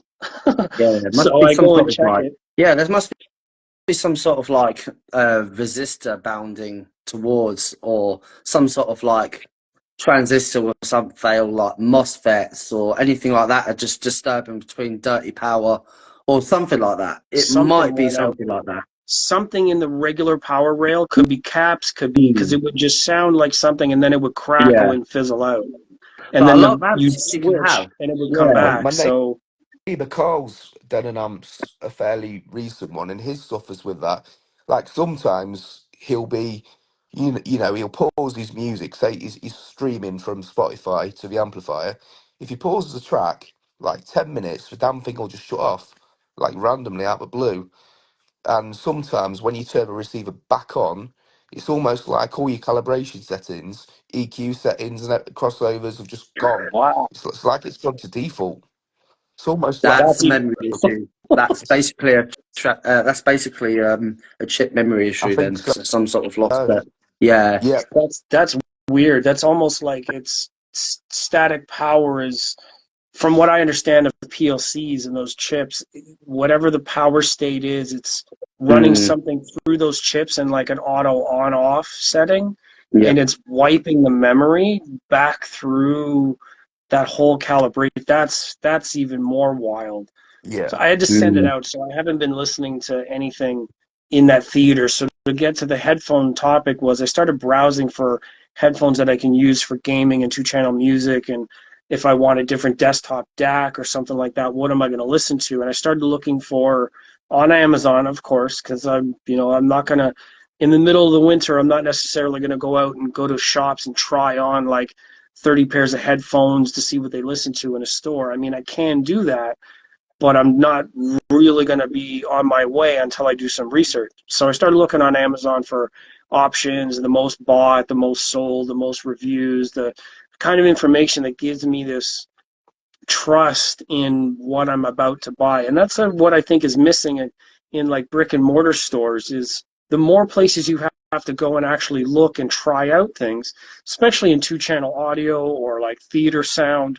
You have to rely on people like us, like in the audio space, to give our account of what we're seeing, what we're hearing about, what kind of things we've experienced. Do we have these failures? Like, what's the longevity rating like? How do the like our descriptions, like how the pads feel? How does it make the sound? Is it open or narrow or like so? How these influencers describe things, there's no real standard. Like I was saying earlier, you have a steak medium rare, still moving in the mm, field, burnt to a crisp.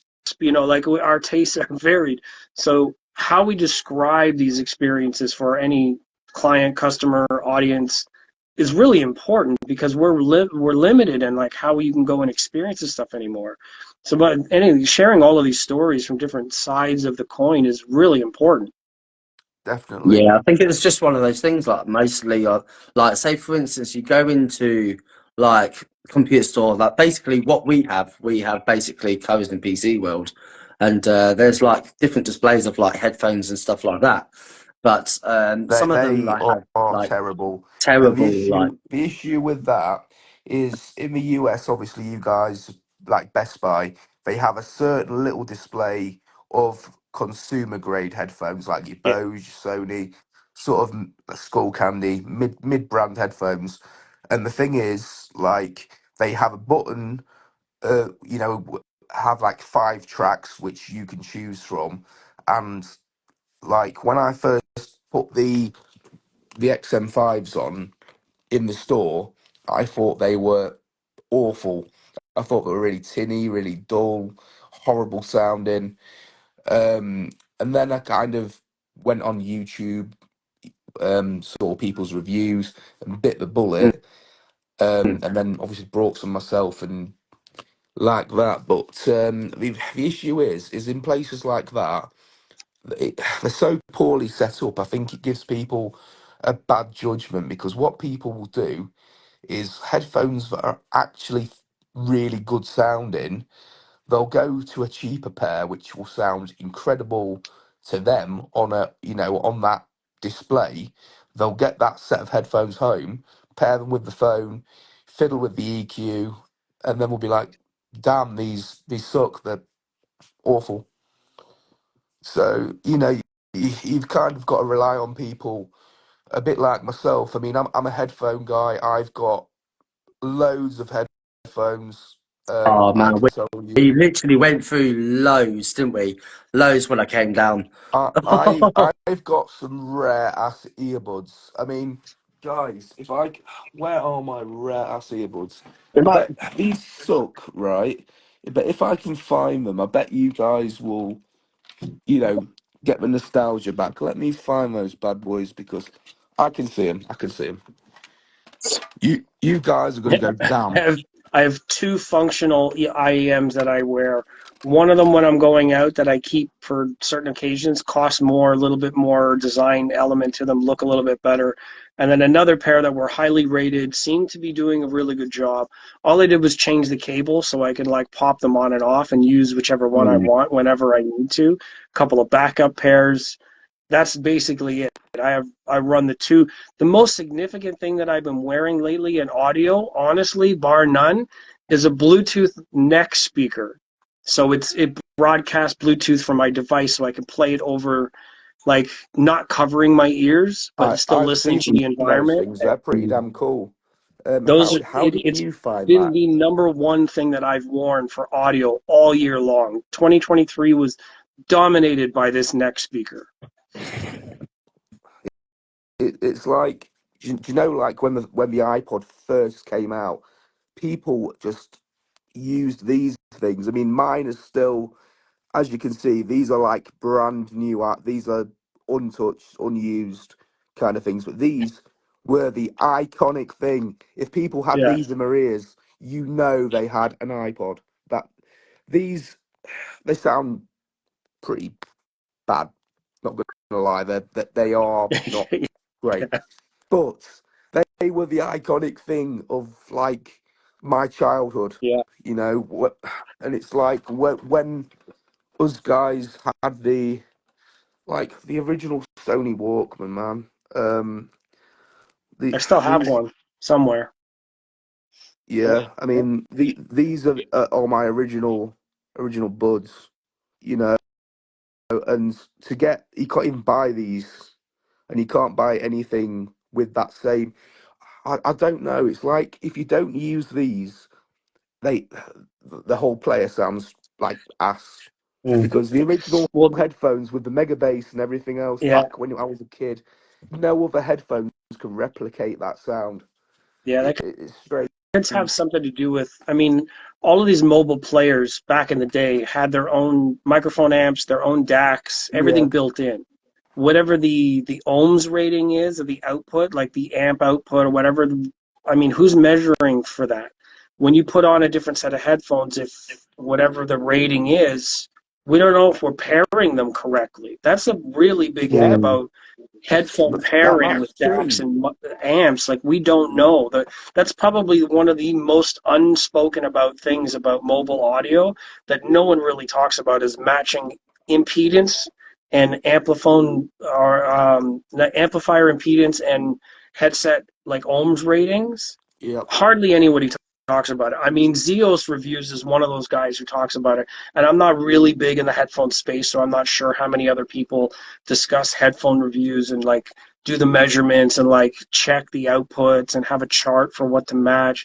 But it could be one of those things, like why they're stuffy sounding or not as much bass is maybe they're mismatched in the electronics, and who Exactly. knows, it Yeah, could be one of exactly. those types of specs that we're just missing. It's like you are gonna hate me, but we all headphone guys, we all did this. Right, prepare to cringe in three, two, one. Yeah. Did we really pay that for something which sounds like something you can get for $4? Honestly. These Yeah. were overhyped garbage. I'm gonna say it. Overhyped garbage. These were like again, it's the same with these damn things. As soon as Dre got with Monster and brought Beats out, in my opinion, shoving these into my ears, it sounds like a damn piezo tweeter. Yeah. Yeah, man. Yeah, exactly. That's Anyway. that's the winning image right there for this last little bit. Thank God for AI. Beats Oh by man. Dre. Yep. Oh, The- dear. Like I kind of don't want to destroy these things. They're kind of a piece of history, a bit like the Apple Buds. They are Yeah, never going to go in my ears again, but they're a piece of ancient history of times when people saw an image, a bit like people have a thing with Apple and Android. I mean, I'm Apple because I've stuck with it, but I'm not going to say that Samsung or Android is worse than Apple because we all know that Android you can do a lot more with. It's just a kind of better platform in some ways. yeah. But then again, Apple just integrates like if you have a Mac, an iPad, an Apple Watch, everything just works. Yeah, I have a iPad mini as well, but But yeah, this is a Samsung phone that I'm using. So I use Samsung phones, but I use Apple stuff in my home. So I have yeah, a Mac computer and a tablet, so it communicates at home well. But when I'm mobile, I have Android devices, so I can dabble in both worlds. There are some cross communication sort of thing, Mm. but it's interesting too because each application or hardware or whatever you kind of from a review standpoint you'd like to have both kinds of options. Now the one interesting thing is, I mean, even though I'm using Spotify Connect and other apps to connect all my streaming, the Weem platform actually has a desktop version of their app control. Apparently it's in beta phase now, but you can actually use it as a desktop application to control all the different devices. I was saying earlier in the stream too that like the Cobuzz Connect doesn't really exist, but they are working on it, and I don't know if it's going to be like Spotify's controlling, where it's only like one device at a time, or like Apple, where you can have simultaneous streaming and coordinated or like time aligned music in different devices, like a Apple Pod or computer or headphones or you know what I mean. And AirPlay has them all playing at the same time. Weem has I that capability because it's each device communicating across the network, but I Mm. don't know, like Spotify can't do that. And I don't know if Cobuzz Future can do that. It's only one at a time. I think we need a revised version of this guy. I have four of these, and I can't seem to sort of let go of the nostalgia. It's like, yes, we do have streaming and everything else, but you think all those great albums, every album that's ever made isn't going to be, you know, in the cloud. And sometimes you can't get. I don't know. I'm just kind of nostalgic with the old iPod Classic. I actually just want Apple to bring back something that I can plug headphones into. I bought two of the same CD, so I would never be cut off, Yep, I've got duped you copies know? as well. I'm a Yeah. CD guy. You have to do it. I'm Mm. going to move my phone. I'll show you guys what's going on in the room here. So back that up so you can see more. That's showed you that part. So what I have on that end, like all of the CDs that I have, all in folders and binders. If you guys want to test your subwoofers, there you go. Nice. Nice food for woofers. I have a number of them. I'll keep scrolling through this binder. Yeah, these are the classics.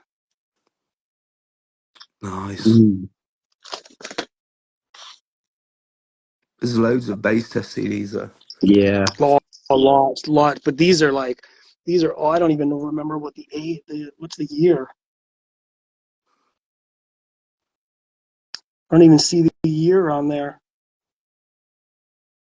No. I'm Some of trying them to do, find some it of them myself don't. as well. Damn, Oh, some of those. 92. That's 2000. Yeah. On the top it says Oh 1993. yeah. That's the year I Yeah, was born. 1993 and 92. Damn. So, I Yeah. mean, like, sure, there's a lot of stuff produced now, but this is some classic, old school classic stuff right there. So, yeah, I have to have the CDs. There's some vinyl in there, too, but I don't even have a turntable. Yeah. That I've got that on CD. I've got the Michael Jackson album on CD.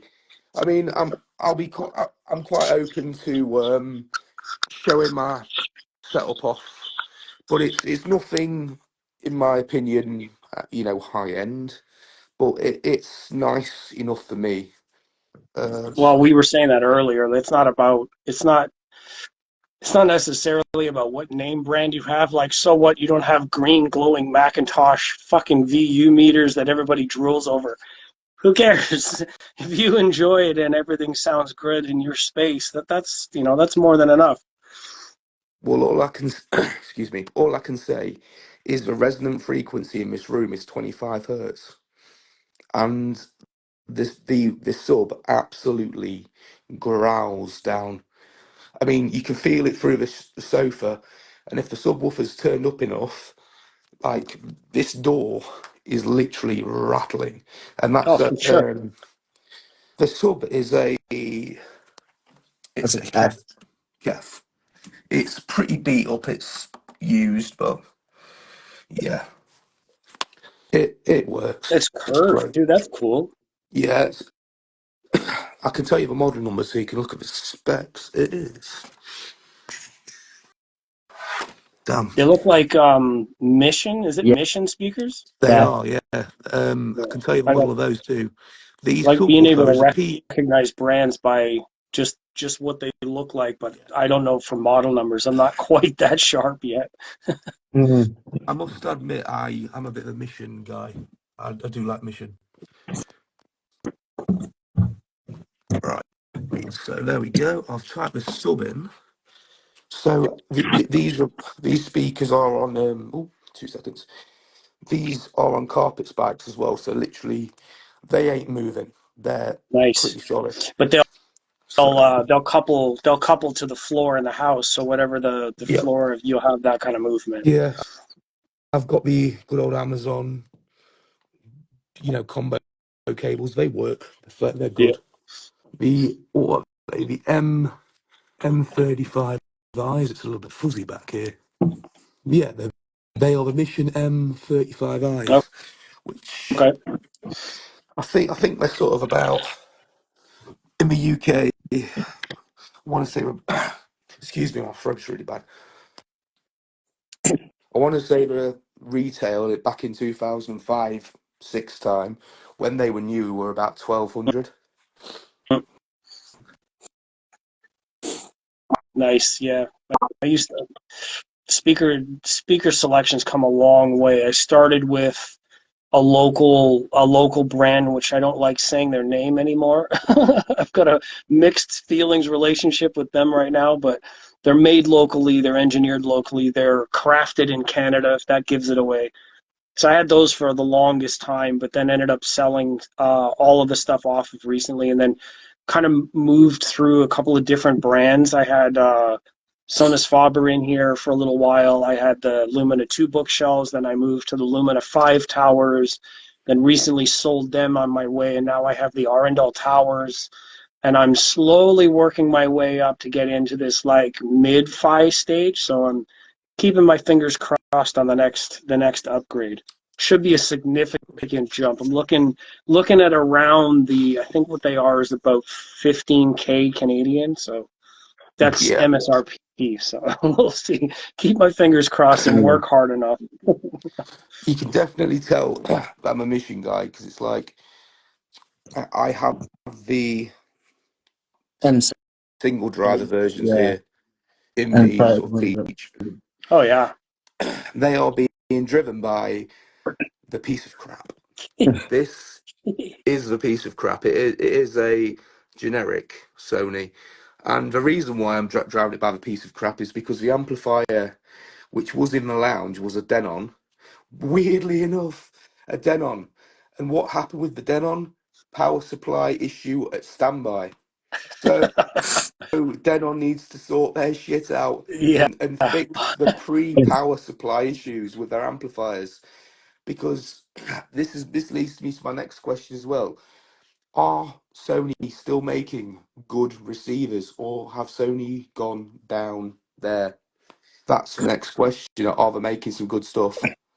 The newest ES series, their entry back into like surround Yeah, systems, a lot of them got really good reviews. Their measurement, like in-room calibration performance, was really good. Their integration with other Sony devices across their TV lines, that kind of thing, all of that looks really good. So on the software end, it sounds like they're doing well. Like initial impressions are doing well.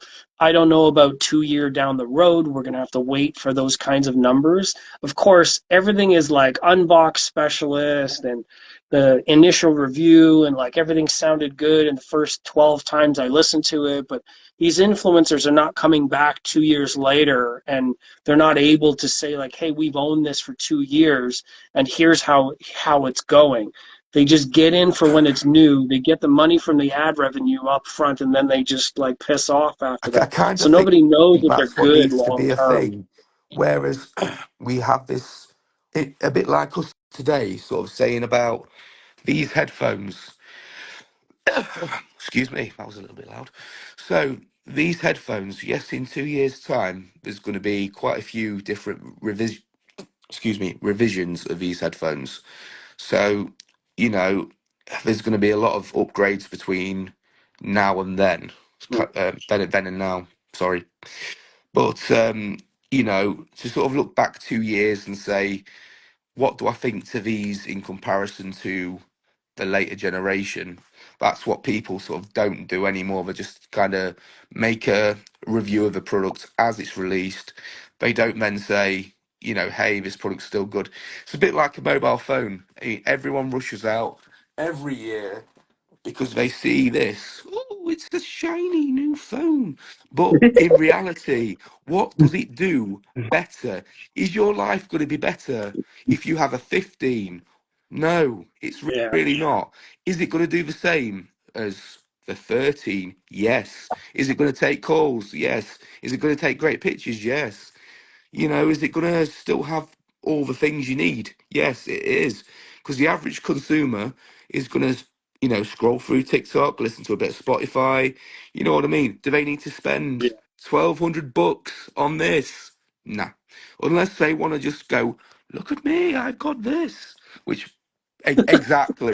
Yeah, it's like You know, having a S23 Ultra, right, and you've got 200 megapixel camera to play with. That's all that's intends to. it's a little bit yeah, like the memes I see all over Facebook Mm. about the blue bubbles and the green bubbles. It's like, come on, man. yeah, W- We're in yeah, we're in 24. Do people still use iMessage? I use WhatsApp. People use WhatsApp. People use Facebook. So are people going to cry about, oh, I don't have FaceTime. I don't have iMessage. No, damn. My partner's got an S23. Exactly. Hey Siri, will you hug me? Yeah. Can you give me a hug? You need Alexa, to have like can you you need to give me have like a an hug? AI partner that's in the room. It's Oh, just a she's set of moving. hands attached to the wall, and it reaches out to give you a hug when you press a button. Yeah. See, that's what I want from Sure, to AI. It who? should be like, hey, you get into the bathroom and be like, hey, AI, could you cut my balls? It's been a hard day's work. Oh my It's like goodness.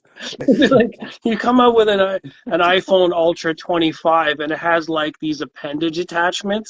Now we're talking. You just plug the phone into the dock and it exactly. just walks around with these arms and legs. And Mm.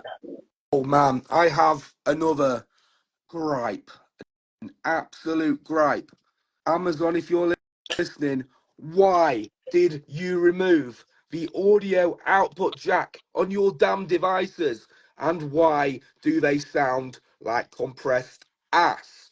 And why is the fourth generation premium sound and the Echo Studio the only two with decent audio quality products that you now make? I don't get it. I have two of Mm. these in left right stereo mode, and I think these little things sound amazing for what they are. That they're not audiophile, but the bass goes stupidly low for this. This is not a dot. This is the fourth generation With quote premium unquote sound. premium sound Yeah, model, which yeah. has the two 1 inch tweeters and the 3 inch woofer. I want to say it's 3 inch woofer, I can show you the but you woofer know, actually. yeah.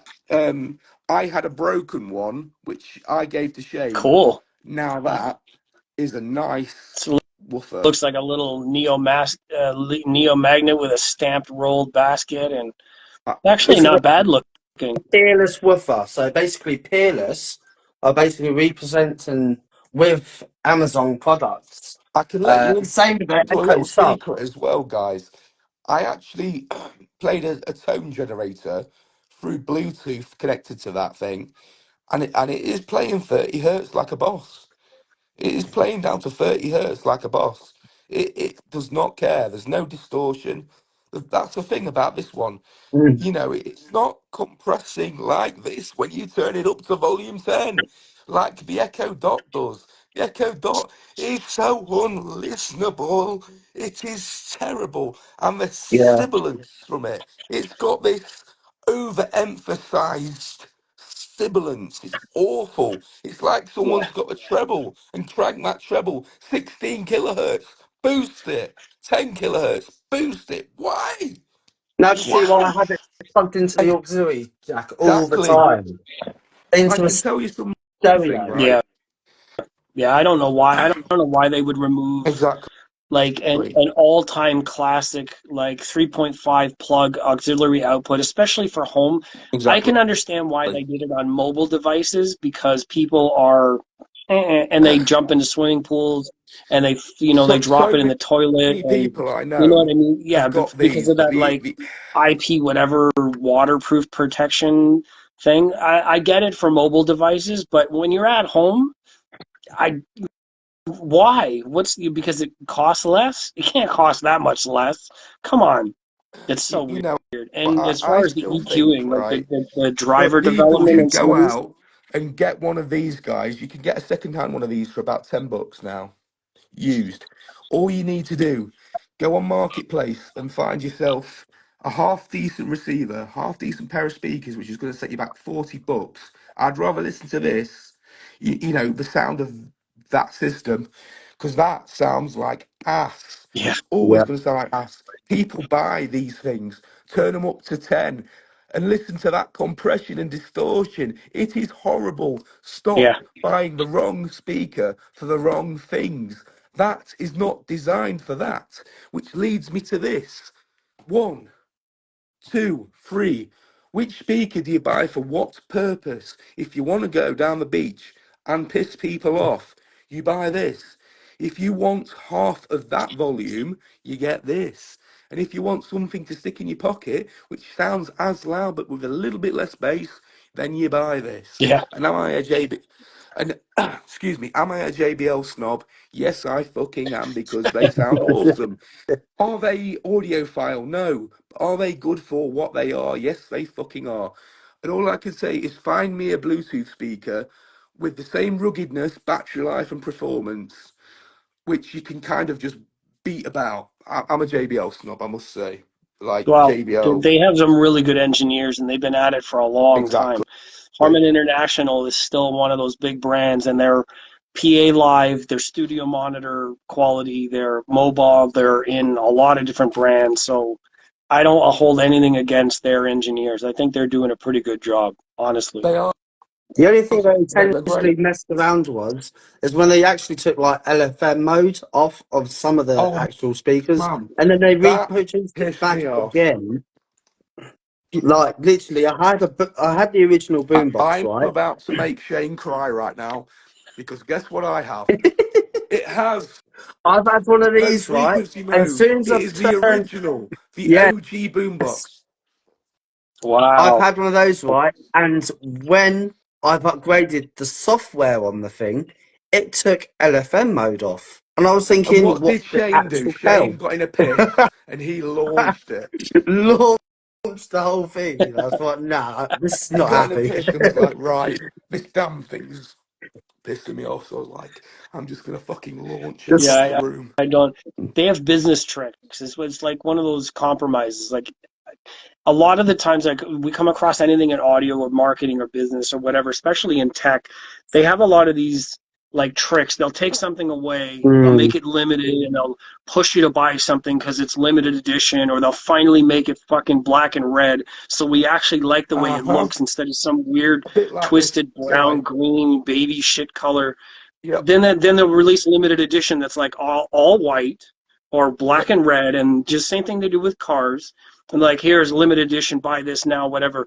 But then the features are like in and out, and one thing sucks worse than it used to, and they're like, oh, look, we fixed it again. Like you just, it's like they're forcing this like buying mm, cycle is what it is.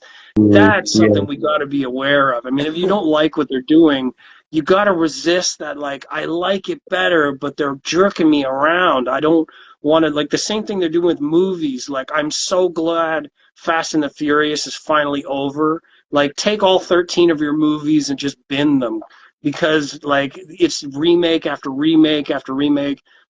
They're For, playing the for, for, safe for game. They have me, no risk, the no ROI. They're just, you know what I mean? It's just like the the first two safest Fast and money, or, Furious, were the best. The first two Fast and Furious. After that, the first, They just the bent the whole first two, thing. yeah. Too Fast, Too Furious. Terminator was the same way. Back to the Future was the same thing. The Yeah, first two movies were fantastic. Everything after that was just like rolling shit. It was man. terrible. Yeah. I was kind of having this conversation with somebody. Like, I don't know how we've got down this road. I mean, like years ago when I played that Need for Speed Underground 2, that game when I was a kid on the PS2 was the shit. I loved it. And the thing is, with a PS2, you put the disc in, you turn it on, boom. PS5 today. Oh damn, I need to have a fiber internet connection. Oh damn, 2 hour wait. I have to wait for an 80 gig fucking game to load. Oh damn. Mm, Yeah, Notification on screen. Your PS5 is low on memory. Buy a hard drive. yeah. And yeah. It's literally, when wild. you're streaming a game as well and your internet shits the bed, what Yeah, fun is that? yeah.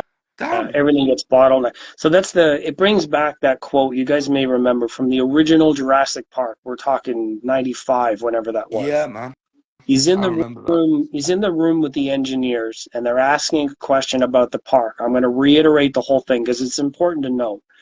Same thing going on with AI right now and the way that technology is being used. The question in AI Jurassic is Park fucking was, scary, you man. guys were so concerned of whether or not you didn't stop to think whether or not you should. And I think that that's That the way is the quote technology of the is day. rolled. Because all of the stuff that we have in technology right now is aligned with like this money chasing thing, iPhone 13, 14, 15, 16, 17, incremental bullshit changes. You just have PlayStation 2 outperformed in a user way than PS5 does, even though the technology is what? The technology is here, but the user experience is here. So like they're like, oh, we can make 8K TVs, but who the fuck has 8K material? Who cares? You're making Yeah. pictures Exactly. this I fucking mean, small and you still can't get the refresh rate right. I mean, look at my hands. They're blurry. What is going on with tech if you can't capture, you know what I mean? what I think people need to do is perfect the shit that's shit now, rather than trying to perfect something which is way, way, way up there. Yeah, We need to focus on the here and now and fixing the shit. A bit like on a phone call, like a normal cell phone call. The audio is so poor. Why can't we have decent cell phone audio quality? yeah, Why are we so pixelated on this screen right now? Why are we not in like super high yeah, res 4K? This is what I mean. These little tiny issues need to be addressed, and it's yeah, yeah. crazy. The They need tech to address companies the are little looking, guys. they're so obsessed with innovative push that they're not focusing on the quality of what's available. Like 8K mode on most home theater receivers now, they have an advanced, enhanced 8K, whatever. The only benefit that it really has is it enables a higher bandwidth throughput for 4K video. So 4K at like 120 hertz refresh rate, which is still ass in terms of gaming. You want to have like 1080p, 240 hertz. Like what are computers putting out now, right? Yeah. Like well, what's the refresh rate capability of like a 4090 card? You know what I mean?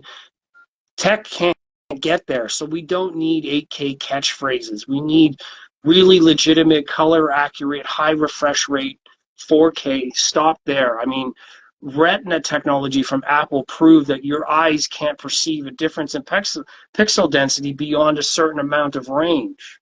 Just like Mm. 44 16-bit CDs proved way back in the day when Sony and Philips or Philips and whoever invented CDs that your accuracy in listening range 44.1 might be a little Yep. limited. Well, that's a different debate. But anyways, at a certain double blind tested rate, most human beings can't detect the difference audibly. So why is all Exactly. the debate about 24-bit, 192 kilohertz? Uh, What is going on in that there's argument another other than just argument to be had adding here as numbers to well. their sales? You know, it's It's a like, little bit like this thing. This is an iPhone 6s. This thing is now, gosh, 2015 era. And if I put this in front of someone, turn the brightness up, and sort of say, well, does the screen on this look, you know, is it that, is it to the average consumer, are you going to be happy with this?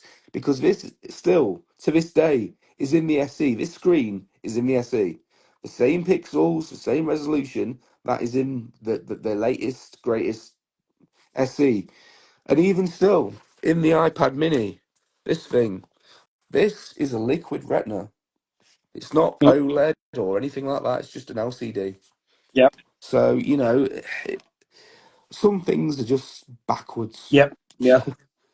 And like I was saying, the only way that our discipline practices, like we need to vote with what we're buying, right? These companies won't continually turn out incremental junk if people stop buying it. But unfortunately, I believe that the bell curve for the majority of people are so in tune and aligned with buying something new, buying something flashy.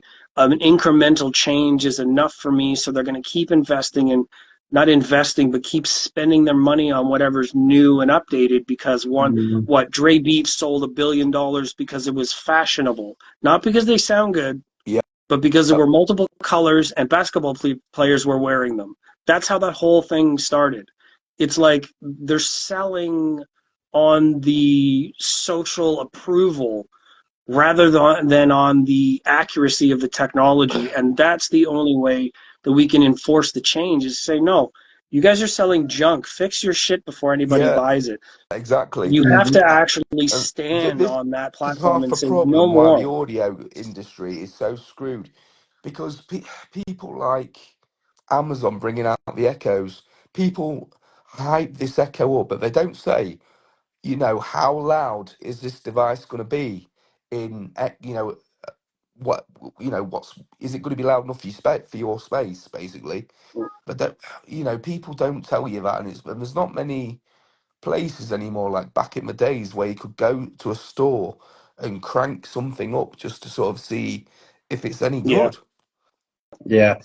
yeah. It's sad that we don't have any that many more places. I've actually got a proposal for one of the magazines I was writing for here in Canada, that in my local area in Southern Ontario, where we have like the National Research Council, which is a place that had one of the first very, very large anechoic chambers. So brands like NED, PSB, Paradigm, a lot of the earlier development brands were using the National Research Council, NRC, to do all of their early measurements. So guys like Floyd Toole, who literally wrote the book on loudspeaker development, and those brands grew out of this area. There are a lot of mom and pop stores and brick and mortar shops still around in this area.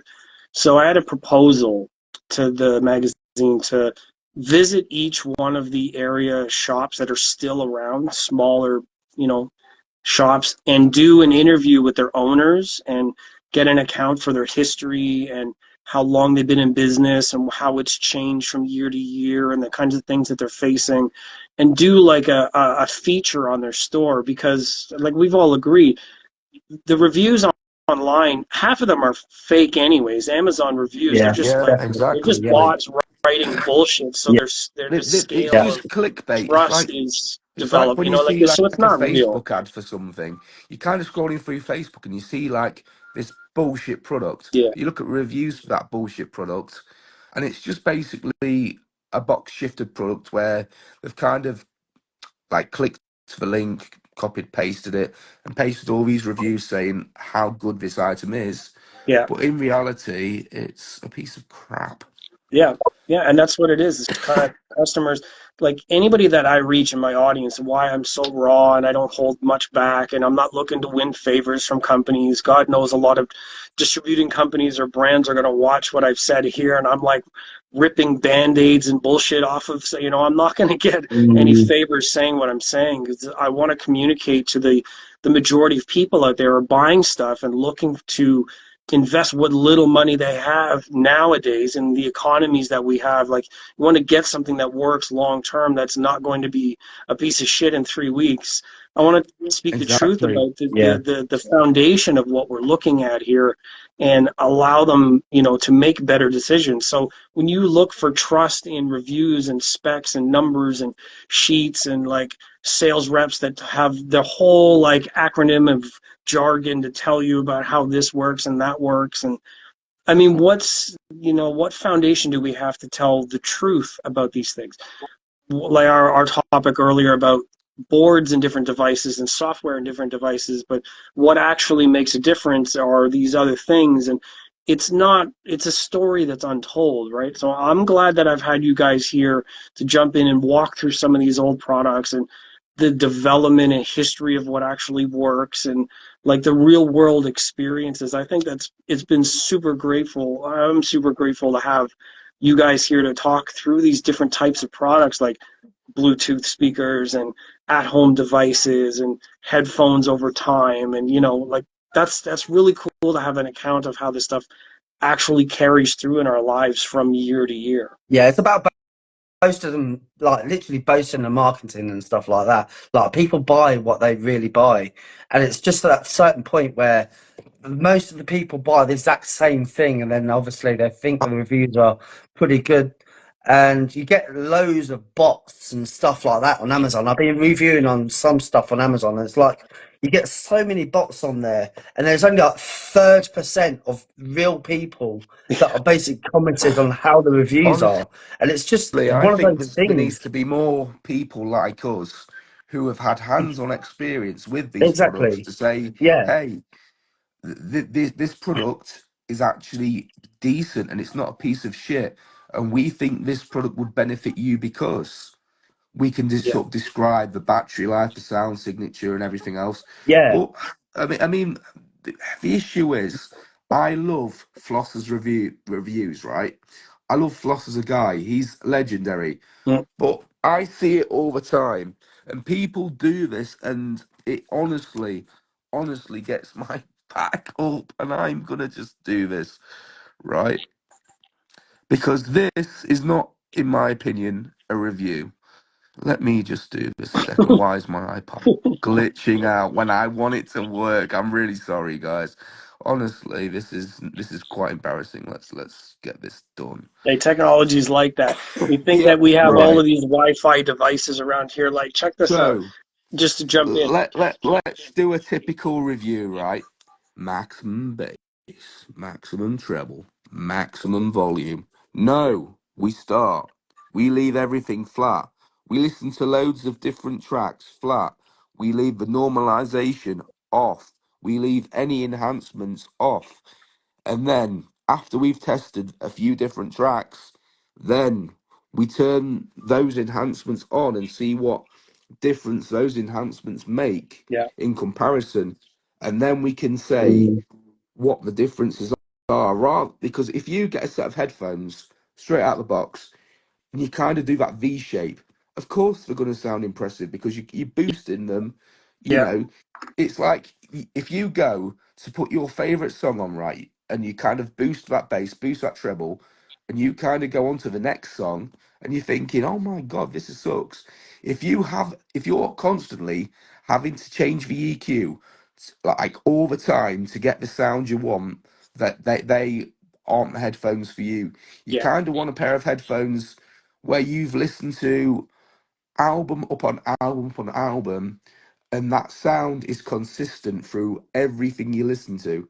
And that's when you know you've got a decent set of headphones. yeah, yeah. They have a natural. They have a.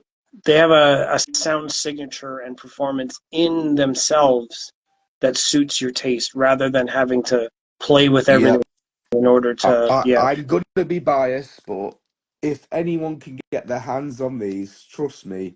I mean, yes, they ain't metal, they're very plasticky, but for the money these are, give them a try. That's all I can say, and you'll kind of see what I mean about the sound signature. It's quite detailed. It's got that nice deep bass, but it's not the kind of bass you're gonna get off these guys. It's that nice. You can actually hear those low frequencies down in the sort of 25, 30 hertz.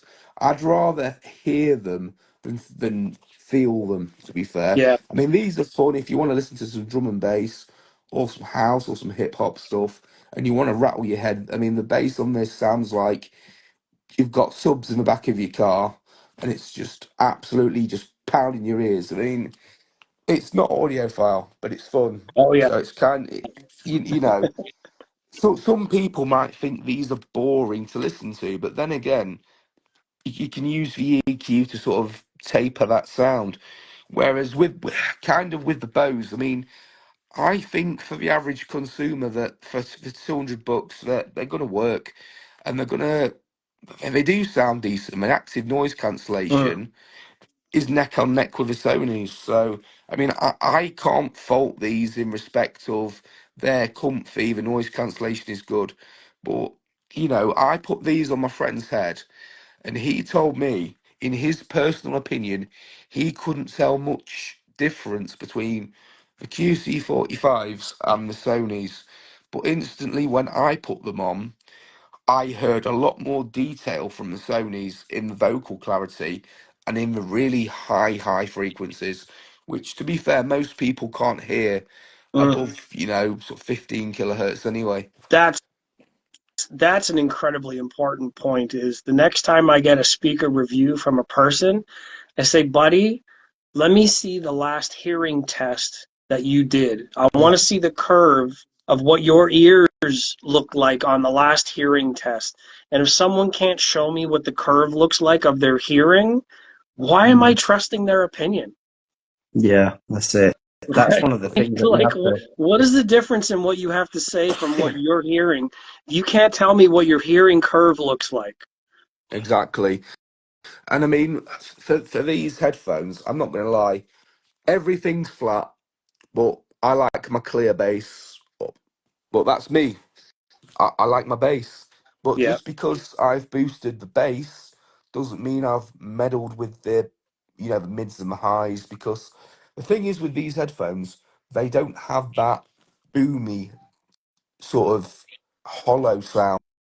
The bass is deep and full and rich, which is So you got what more. It's a balanced, textured bass rather than like a one note I bass. hate And that kind of bass. It's like it's so with terrible. Most exactly rooms are going to have that because rooms are too small for bass, anyways. they Like that's the nature of they most have like a rooms. natural Yeah, peak. Yeah. Like everyone like Shane's room. Shane's room has got a stupidly big peak at 30 about 33 hertz to the point where on those DSWs I'm sat on that sofa and it is making me it's some serious pressure. But like in my that's a good place lounge, to have it, though.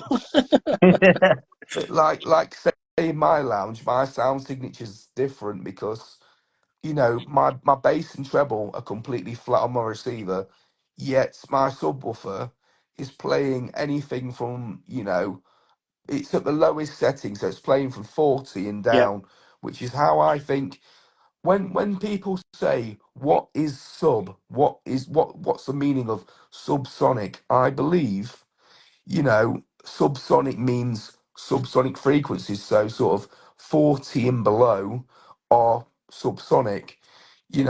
If you punchy stuff, your typical pair of decent speakers, floor standards, in an average room will probably play comfortably down to 40 without a sub.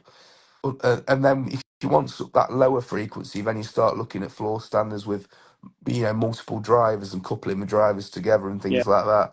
But I mean, in all truth, in most people's home audio setups, I think if you don't have the room for big speakers, get some really, really good bookshelf speakers and get yourself a damn good Yep. sub. That That might be the future of my system. I mean, the towers that I have, these will go to 35. It's 4/8. So, I mean, there's three ports at the back. So they'll do 35 no problem, which I can, I agree to. I haven't measured them in this room, but my future of hi-fi honestly might be higher quality, higher sensitivity, better resolution, better clarity in a bookshelf form down to yeah, 50. And then I want to pair it and integrate it properly with two subs in a space so I can use the phase and time alignment to get that balanced position in a room. Because, I mean, unless my room is 30 meters wide, you're not going to get 20 hertz waves just flat out. They're going to right. couple. So you're going to get interference in a small room regardless if it's under that kind of wavelength. That's your 30, idea is 20, you know what exactly I what mean? I want to go for. Next. I mean, I would like to sort of get bookshelf speakers of a really high quality, and I kind of want to either. Well, I'm kind of torn because do I sort of wall mount them? Because if you wall mount them, you kind of going to get Different sounds out of them, pretty no, much. you're going to get like a diffraction Yeah, because the when a proximity to the speaker wall. put exactly, it's a little bit like the argument here. This speaker is this distance from a wall, but if I put this close to the wall, that is when you sort of start getting that horrible honky boominess. So I mean, placement from the wall is absolutely critical. I mean, I've got these speakers here. I ignore the messy cables, but they are a good distance from the wall. About 7 inches around that type of Yeah, thing. and I mean, the, half the time I play these on their own, and these guys seem to play Mm. nicely down into the low frequencies. But then again, I think it's because that room, the layout of that lounge is the way it is. It's just That's peak pretty level. nice then. There's a Wow. depth of pair I'm looking at. Oh wow. Look at the cones on those. They are beautiful. And they're vented, not ported. They're wide open, untuned vents. Oh wow. The tweeter's vented also, so it's an open back tweeter. Is that ribbon tweeter? Yeah, yeah, Hmm. huge. the thing is with ribbon tweeters is they're so defined that. Yeah, very sharp, very Oh very yeah, sharp sort of. But I appreciate that in a lot of my music. I would prefer to have that than have them smeared somehow. So yeah. that's Mm. that's a one of the directions. If I don't Well, go in the tower direction, which the same that brand, it's Audio Group Denmark has the Borson Acoustics, who's the design engineer behind Rido speakers, all those tall, really elegant, beautiful wood cabinetry, all that stuff. He designed all those, the drivers, all that. Those tweeters are in like $100,000 bookshelves as well, but they changed the motor structure in order to lower the cost of the tweeter itself. And then the drivers look the same as like SB Acoustics or Perlison or Rockport, but they're actually in-house designs. So they have towers in that series. That's the newest bookshelf in the series.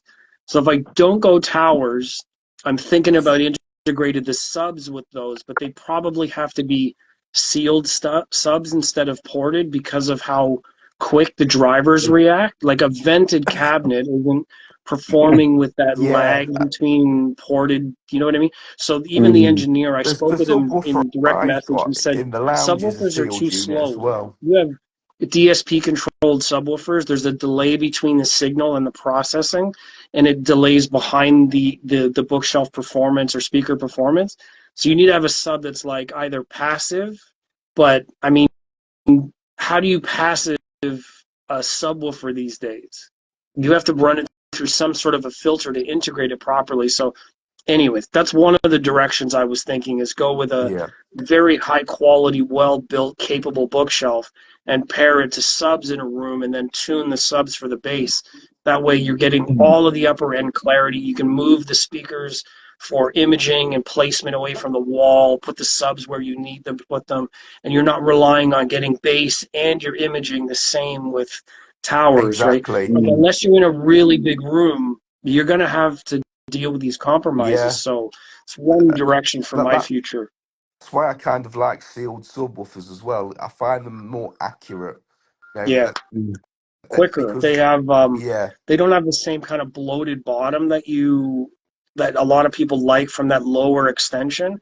I mean, what's the point of having lower extension if your room is going to be fighting you on it every step of the way? You exactly. want it to reach 17 hertz, but every wall in your room is like, nah, fuck you. Nice try.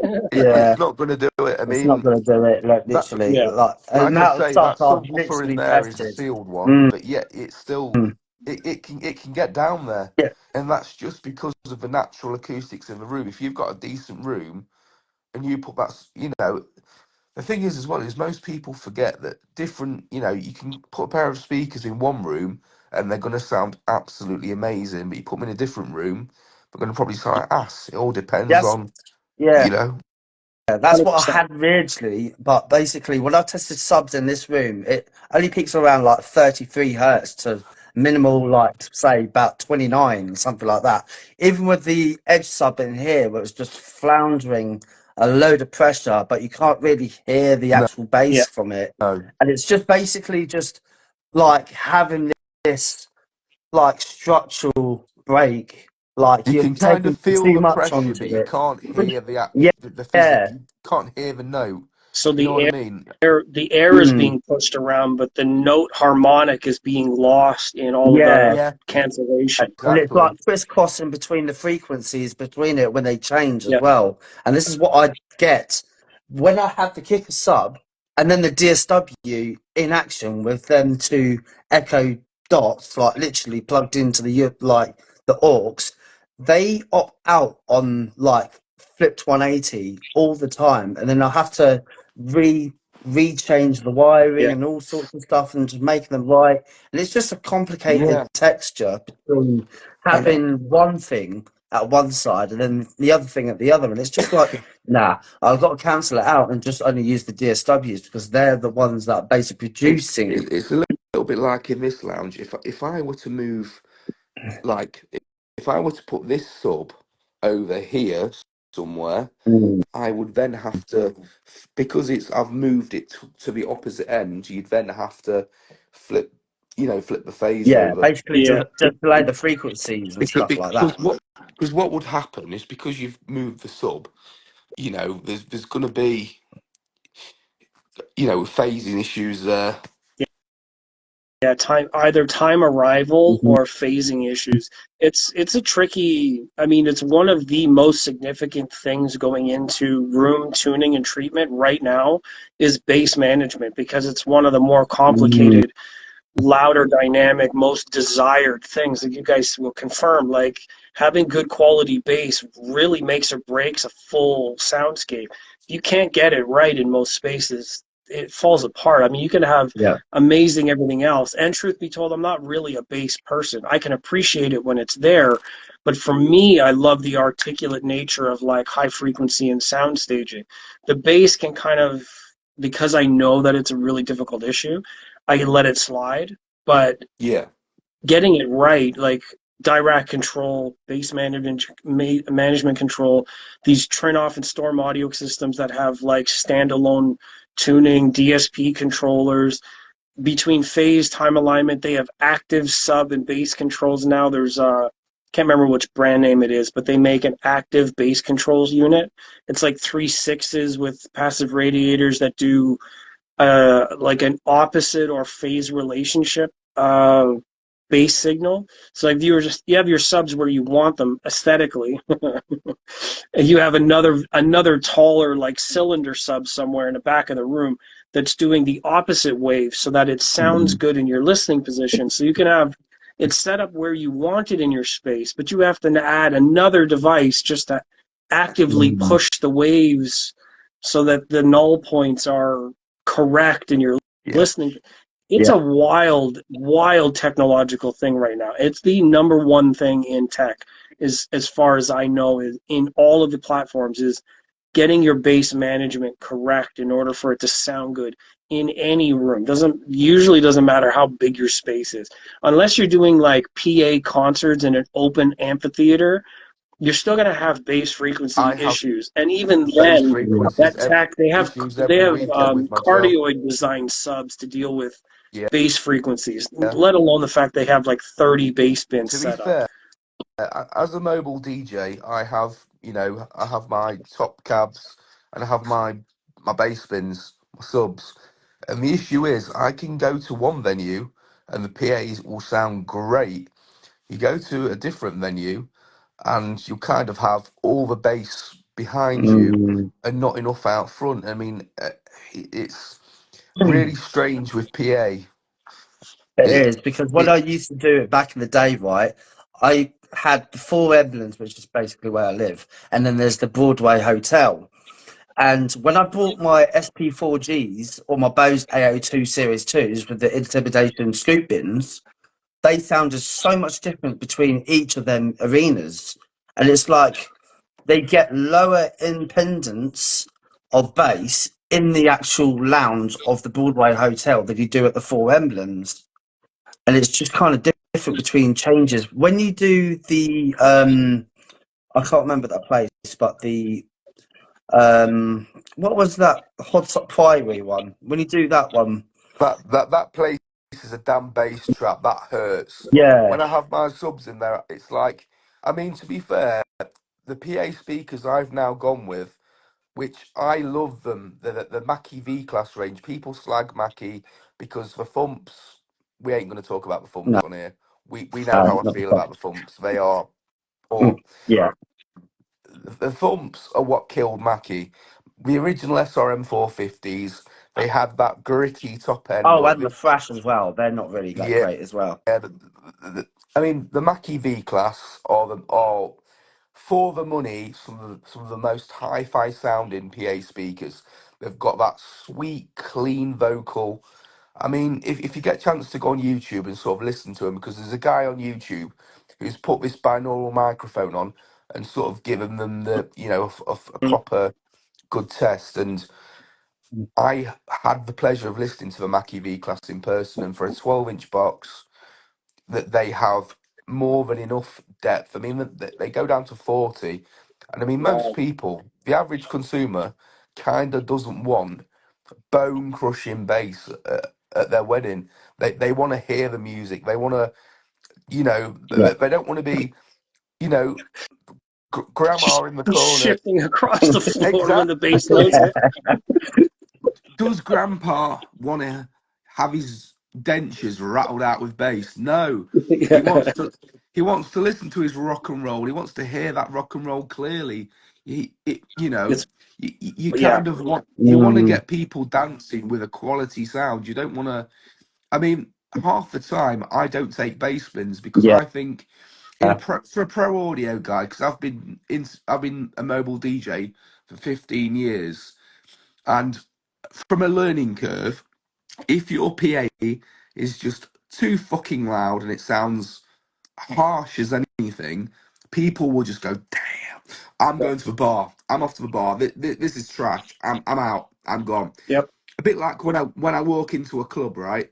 And the DJ is cranking those levels. Those Yeah. levels are right up in the Bit like red. Pop World there. Bit like Pop World. I was like, Exactly. what It's the like exact point is that? Why are you basically distorting your lines? Yeah. Like, exactly, you're basically getting like clip back and then you limiter is just bopping up and down all the exactly. Yeah. time and it's just And this ruining the sort of leads sound. to my argument too, is like, as a mobile DJ, buying quality PA where you don't need to then, push that PA to the max, that's a crucial thing. It's kind of, you don't skimp on it. If you haven't got the money for active speakers, go for some old, I can guarantee an old pair of beta PVs are gonna kick ass. I mean, PV are loud.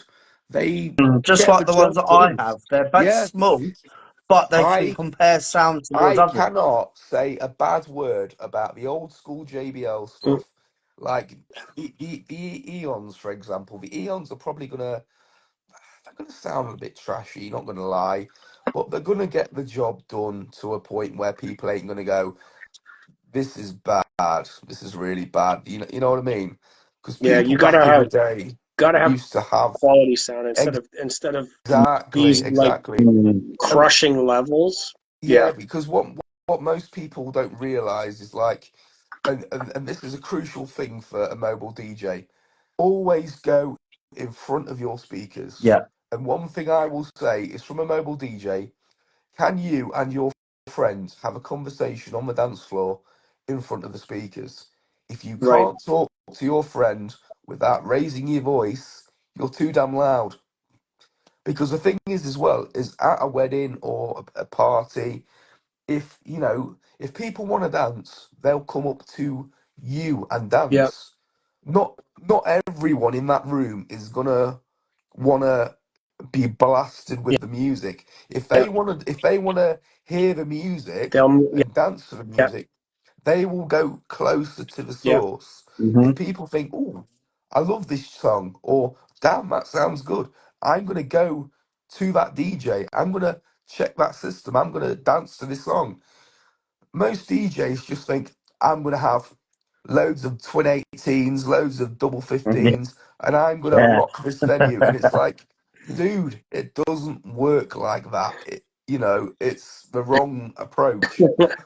It's like being stuck in traffic with either a high-end sports car or a giant truck. Like they bought it because it seems to be a cool thing Mhm. to do. But when you're stuck in traffic, what good is any of that when you're just moving Exactly. 3 feet at a time? And You're the not going gas anywhere. mileage is absolute trash, man. It's Yeah, like, different ideas. Of course, I mean, free market, free choice. Go. I yeah, mean, like that's cool. But like when you're talking about a performance art, you're a DJ, you're doing a service, you're performing for people. You want to have the best Yeah, experience possible yeah, as a performer in that sense. So yeah, there really is a nominal type of performance setting for presenting music in that sense. And the same reason why I say I like when the music can sound clean, clear, crisp, articulate.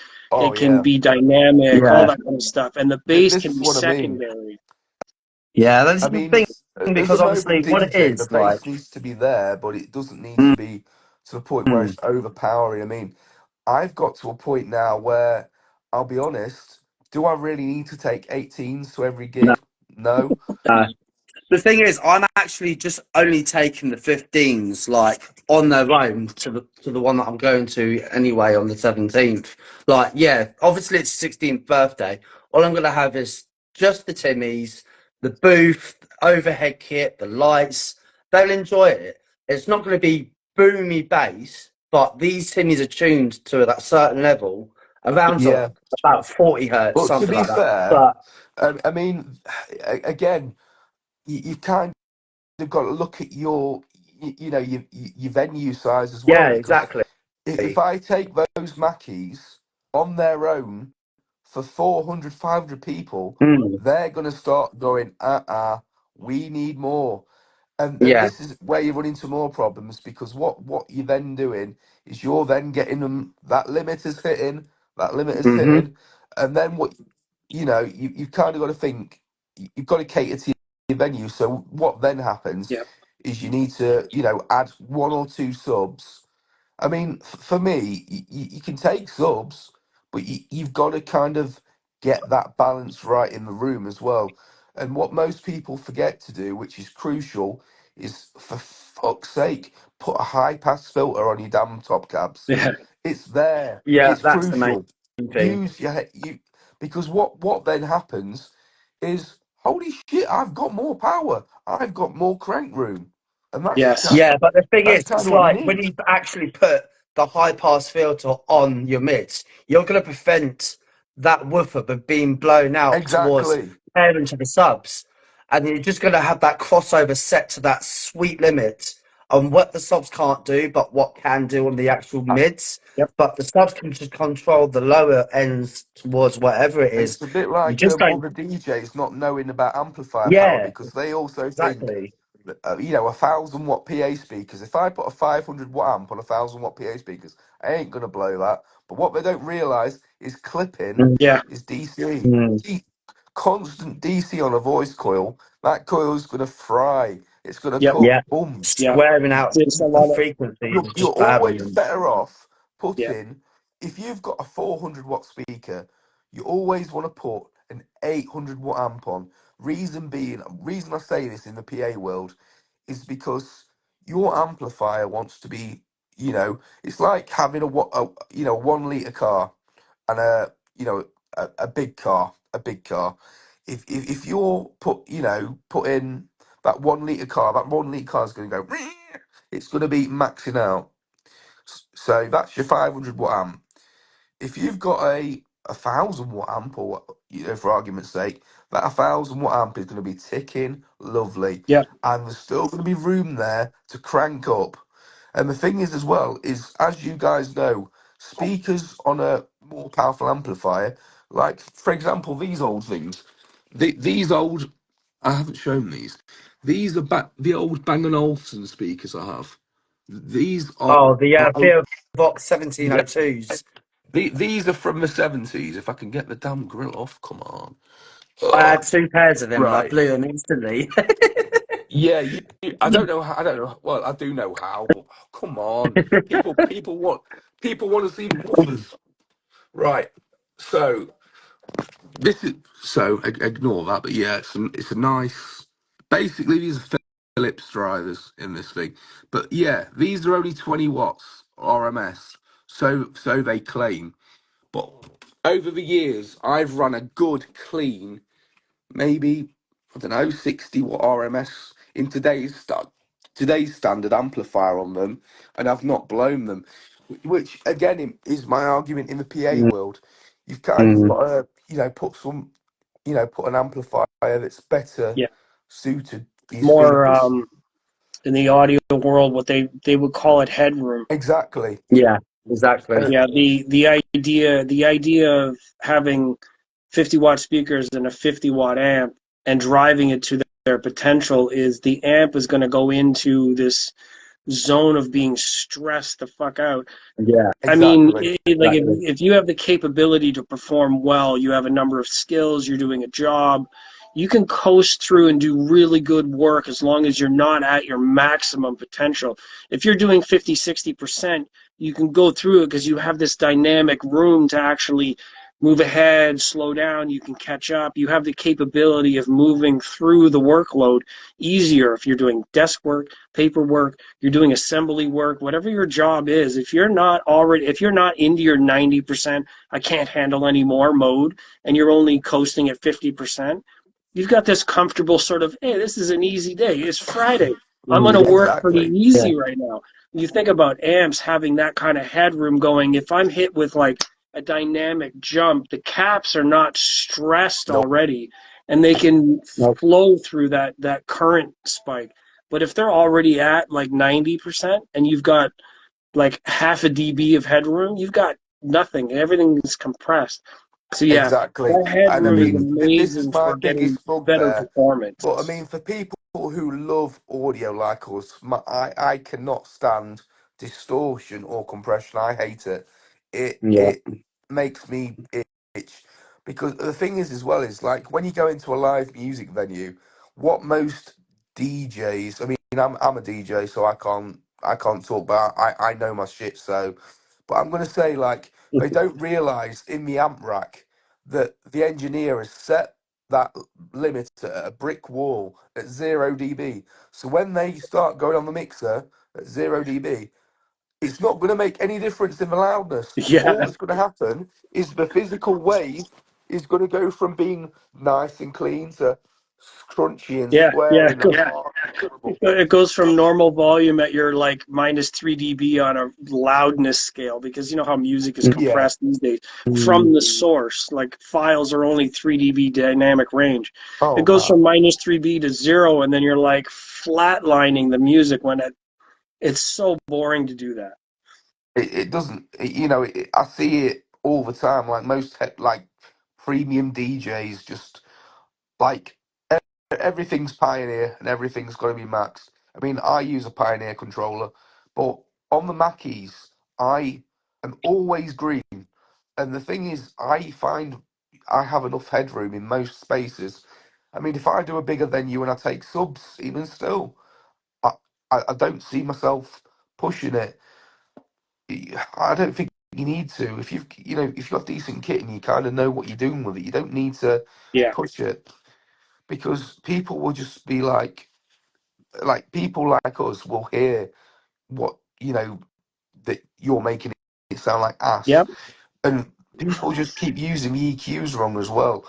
You know, Mm. EQs, in my opinion, an EQ like the graphic EQ, that is an old wives' tale because like on a hi-fi, people just smiley face it, but an EQ was actually designed, like a graphic EQ in a PA world was designed to take frequencies away which were like Parts of the bad. room and yes, stuff like Yeah, that. exactly. Yeah. Like if you were feeding back on the mic, I mean now we have feedback destroyers, but in the days we didn't, when you can hear that whistle coming through your tweeters, you had to sort of notch those frequencies down. yep. But most people use it in the wrong ways to boost, and Boost this is stuff. what blows Yep, it. Mm. These days it blows drivers. It makes stuff sound like ass.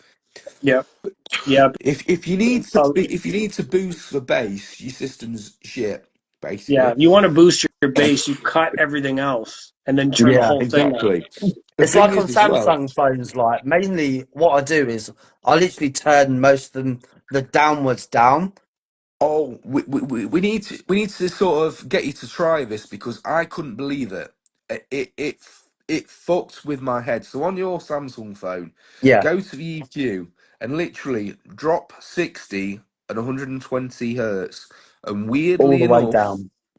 weirdly enough, that subsonic low, which was not there, has suddenly just gone boom, and you can actually hear nice, deep, clean bass. And Yep, again, you, you know one thing I absolutely hate Samsung for. This is the S9 Plus, and it has a headphone jack and it has an SD card slot. Samsung just kind of needs to bring that back. I mean, I might be just saying like sort of reminiscing on old tech, but I kind of just want to go, just want to grab some headphones, and just plug them in. Because the thing is, sometimes we forget to charge these things. And I can't exactly. That's an S10 Plus, Yeah. and it's got a damn jack. People forget, and the thing is as well is I don't know if it's me, but the videos on like YouTube of e-cigs, e-bikes, vapes, lithium-ion batteries fucking scare me. Oh I yeah, blowing up Oh, everywhere. I've yeah, seen that. don't. this is Well, why S21 half was of my bad, I'll shit tell is you dead. that. Like Jesus Christ. half of my shit is dead for a reason because I'm scared that in the middle of the night this thing's gonna fucking self-destruct. Oh, I won't Literally, like Take my the charge out of S21 it. though, I have when I had that. fears of shit. I have bad fears of lithium shit going bang. Yeah, I you know that's a good PSA message for anybody out there. If you have stored old tech somewhere that has a battery in it, like mobile chargers, old phones, old devices that might have batteries in them, check on them and make sure you know where they are. I went into a drawer recently and found one of the mobile chargers that I had. The battery had fully expanded, cracked the plastic Oh, a dear. chassis. bit like The prongs were this sticking nano. out of it, and I was like, "Oh my god!" I mean, look at this nano. The damn screen's popping up. It's pregnant. Yeah, The yeah, yeah, nano exactly. is pregnant. That's a good PSA for people with old devices is Mm. make sure you know where they are and store them correctly because you never know what could happen. That's what happens with those batteries. They're evil. They're the Yeah. most evil Then things going. they're not longevity type Mm. things. No. They need to be watched after. You need to store them correctly or that's going to happen to them. Almost all of these old batteries eventually have like a shelf life, and who the hell says anything? You see them explode, you see them have problems, but nobody really talks about storing them correctly, keeping an eye on them, how to charge them correctly, like that Yeah. kind of thing. So PSA to Yeah. anybody watching, tell everybody else to find all of these devices, these old tech things, and keep an eye on them and make sure they're not going to explode somewhere. You could easily have a Exactly. house fire Yeah. because of one of these things. Yes, Yeah. that's why It's most of the crazy that. shops normally have, right? All their phones that they currently have are up to 50, 60% due to the fact that most of the levels in the battery from the negative to the positive, say that obviously your battery is full, all your negative line is literally pushed towards it. If your battery's empty, it pushes to the positive line. So that's why it's level between each current.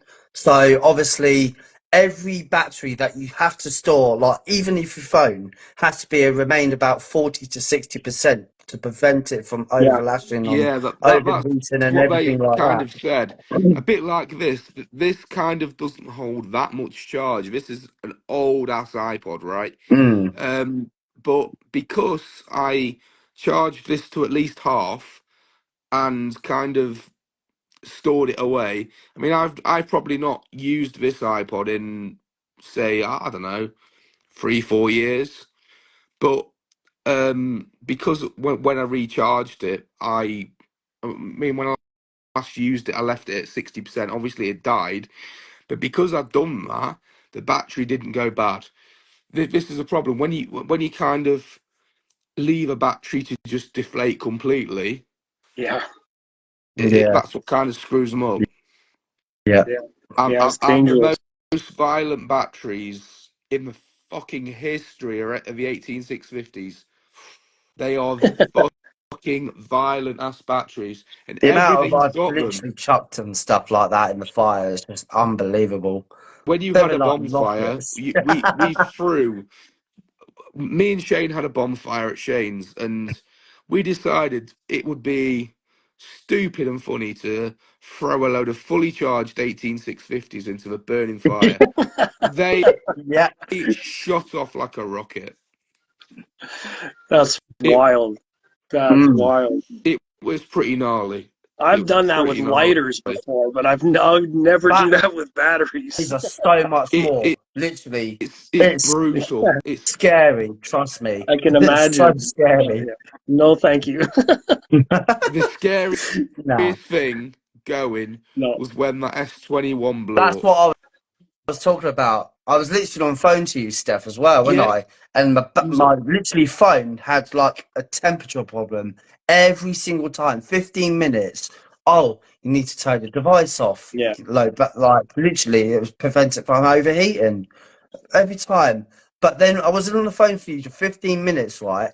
My phone decided to switch off and restart itself, and it came up with a critical battery um, overheating protection. Yeah. And then as soon as I was on the other phone on my S10, I laid my phone on the kitchen counter, right, as it was cooling down. But no, the thing decided to puff up with a little bit of smoke, and then I was like, shit. So I literally opened the back door as much as possible and just literally threw my phone out there, and it shot I saw seconds, with my own eyes within about 3 seconds. 3 seconds It just went. Just off just by It my it was hands. instant. It was instant, just wow. Yeah. absolutely It's a demolished. little bit like my phone. I mean, at the moment, I'm talking to you guys on the 15 Pro Max, and it's a little bit warm to the touch.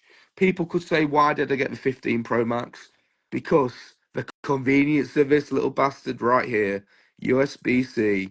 Yes, it's finally here. Lightning was a pain in Yep. the ass having to swap Yep. cables. So USB-C is brilliant. Mm. But yeah, we won't go into the conversation of why I'm Maybe Apple. next time. The Yeah, ins the ins and outs of the back of each unit. Yeah, we can go into that another time.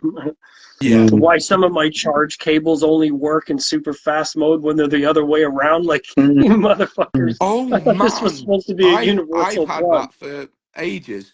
I mean, these are the Apple Store Juku cables, but they're $19 and they're quite good. But I'm so angry with Apple that they discontinued this cable, and my partner's got a Samsung and she uses this cable, and this is the original Mac charging cable that come with every MacBook which has the C port The before maglev, it moved over to MagSafe. This MagSafe. yeah, this is just like a C to C cable Yeah. because I've got the 2020 MacBook with the touch bar, but this is the original cable that's supposed to come with them. And Apple sold this cable, this 2 meter one, for $19, but they then released a fancy new braided version and decided to put a $10 price hike on the damn cable. That is Apple for you. It is. Um, As Mm. convenient and altogether that system is, you're paying for yeah, the exclusivity of it. That's for sure. Yeah. That's and all marketing ploy. I mean, what can we as say? convenient as these guys are, these are the Mark ones, right? Oh, damn. And you see these things. What's the difference? These are $19, right? These are $19 and they're audible. They're not trash, but they're not great. They're in between. I mean, I find them okay. They get the job done, but they sound the same. These are about get for about $100, but this is what I'm saying. You kind of pay so much more for. If you want my opinion on some absolutely fucking insane in-ears, yes, this is the in-ear version of these guys right here. So this is the overhead, this is the in-ear version, and I love them both. I'm so biased towards Sony right now Hmm. because they have got their shit together. And They've if people, It's a long-standing company to have their shit together too. So Mm. exactly, This is why I normally have the DSWs all I and can stuff like say that. is I've got the AirPod Pro Mark twos, which in my again they're quite good. They're not, you know, the nothing on these. You can literally hear so much detail on these. It is fucking crazy how yeah, detailed these are, considering they're only a single driver unit. But wow. guys, I completely forgot. I've seen this all over Facebook. Has anyone tried the Status ANC triple driver earbuds yet? I've seen so much hype about them damn things to the point where I'm itching to try some Oh, I did because the IAMs that I have are both. One of them's the KZ something 10 Pro. They have like seven drivers in them per side. multiple Ooh, armatures, and they have armatures for mids and highs and dynamic driver for bass, and it's like a 3-way or like an 8-way crossover unit. I have no idea. that's It's crazy. I mean, there's a lot of stuff packed Mm. into it, and they're you like can kind $80. It's what? wild. Nah. Why? I'm serious. It's a KZ10 Pro version 2s or something, or I'm like 80 or $90. googling this. If these are $80, I'm googling this shit. Yeah. What Yeah, was that model? What was the model I think again? it's a Type it in the comments or what? KZ10 I'll Pros. have a look. KZ10 Pro. Yeah, I have another by another company called K Bear something, KBEEAR. Could be KBEAR, like Cabe Ear, KB Yeah. Ear, and they're the ZAR model, which are also multiple balanced armatures, all that stuff. A little bit better tech, different curve, the design. But anyways, they were under $200. Oh Amazing. wow. I It's one mean, of it's a specific curve they're hitting, I but take they it sound there just really good. I take it there just your 3.5 mil jack, plug it Yep. into a DAC and Yep, yeah. two pin removable from Yeah. the actual earbud, so you can Yep. actually And it's like some of them you can change to like balanced 4.4 millimeter plugs, so you can pull the cable off and switch the cables. That's the most brilliant thing I've seen created with headphones. Period. Is I've had Bowers and Wilkins headphones before, the C5, C2, whatever they were. Mm. Amazing design. They had like this like matrix for open back kind of design, billet aluminum, amazing sound. But the cables were eroding through the rubber, so I had to replace them 3 times because the cable was turning green, literally, around my neck band. I'm like, fuck, this is trash. They're going to erode on me. So I got rid of them and got the IEMs with the replaceable cables. Mm. So you could just swap the cables whenever you need. Say if you're going around, you're moving, you're on public transit, you're going in and out of places, you just forget where your headphones are. And then all of a sudden you just rip one of them out. Like your headphones are literally garbage because the cable broke. You can't replace them. So I was like, fuck this. I need to get IEMs with replaceable cables. And these things came across the web. They're, the highly reviewed, they were popular. Some people were talking about them, and I've had them ever since. I bought 2 different pairs, 2 different colors, multiple braided cables, and then bought another brand higher than that with a little bit more balanced curve or measured curve, whatever you want to call it. And I only wear those nicer ones when I go out to like nicer places. If I'm just traveling general every day, I wear the ones that are just for mobile. Yeah, they're both pretty good. But yeah, they have like 7 drivers per earbud. Are you on mute? crap. Sorry guys. I was just gonna say as a mobile DJ, I have to say I have in front of me, and you can bite me all you want, but these are, in my opinion, the best mobile DJ nightclub headphones money can buy at the price. Well, not even at the price point. I'm just going to say it. Bite me. Just bite me. Sennheisers. Sennheiser HD25s. And why do I think they're so good?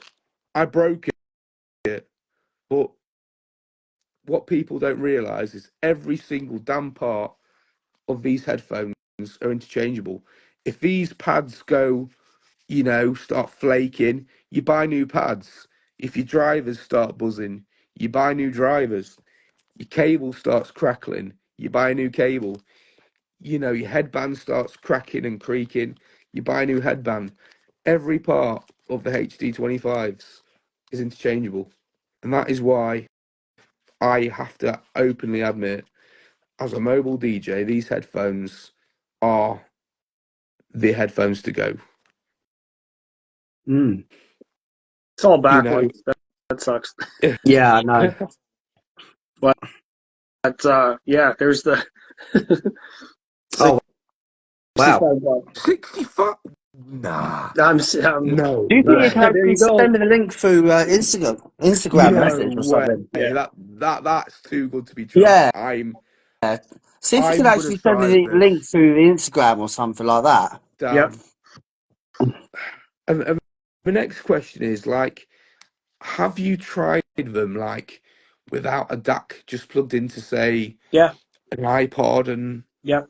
A little dongle thing from the headphone jack from my iPad and another DAC. I just got a Shandling UP2 DAC, which is like a 9038 ES 9038 DAC, and yeah, on like off of one of these Qobuz little streaming damn was things. I Little I rubbish. nearly shit myself when I listened to them from through this DAC the first time. I put on Qobuz and just sat back and like saw the light turn green from blue and just put on like Andrea Bocelli and I was like, holy shit. This is so good. And it's not even on the better ones in my opinion. It's on the regular one. Oh wow. Yeah, I'll send the link right afterwards. We're about 3 hours and 14 minutes here too, so Oh damn. hopefully Instagram Mm.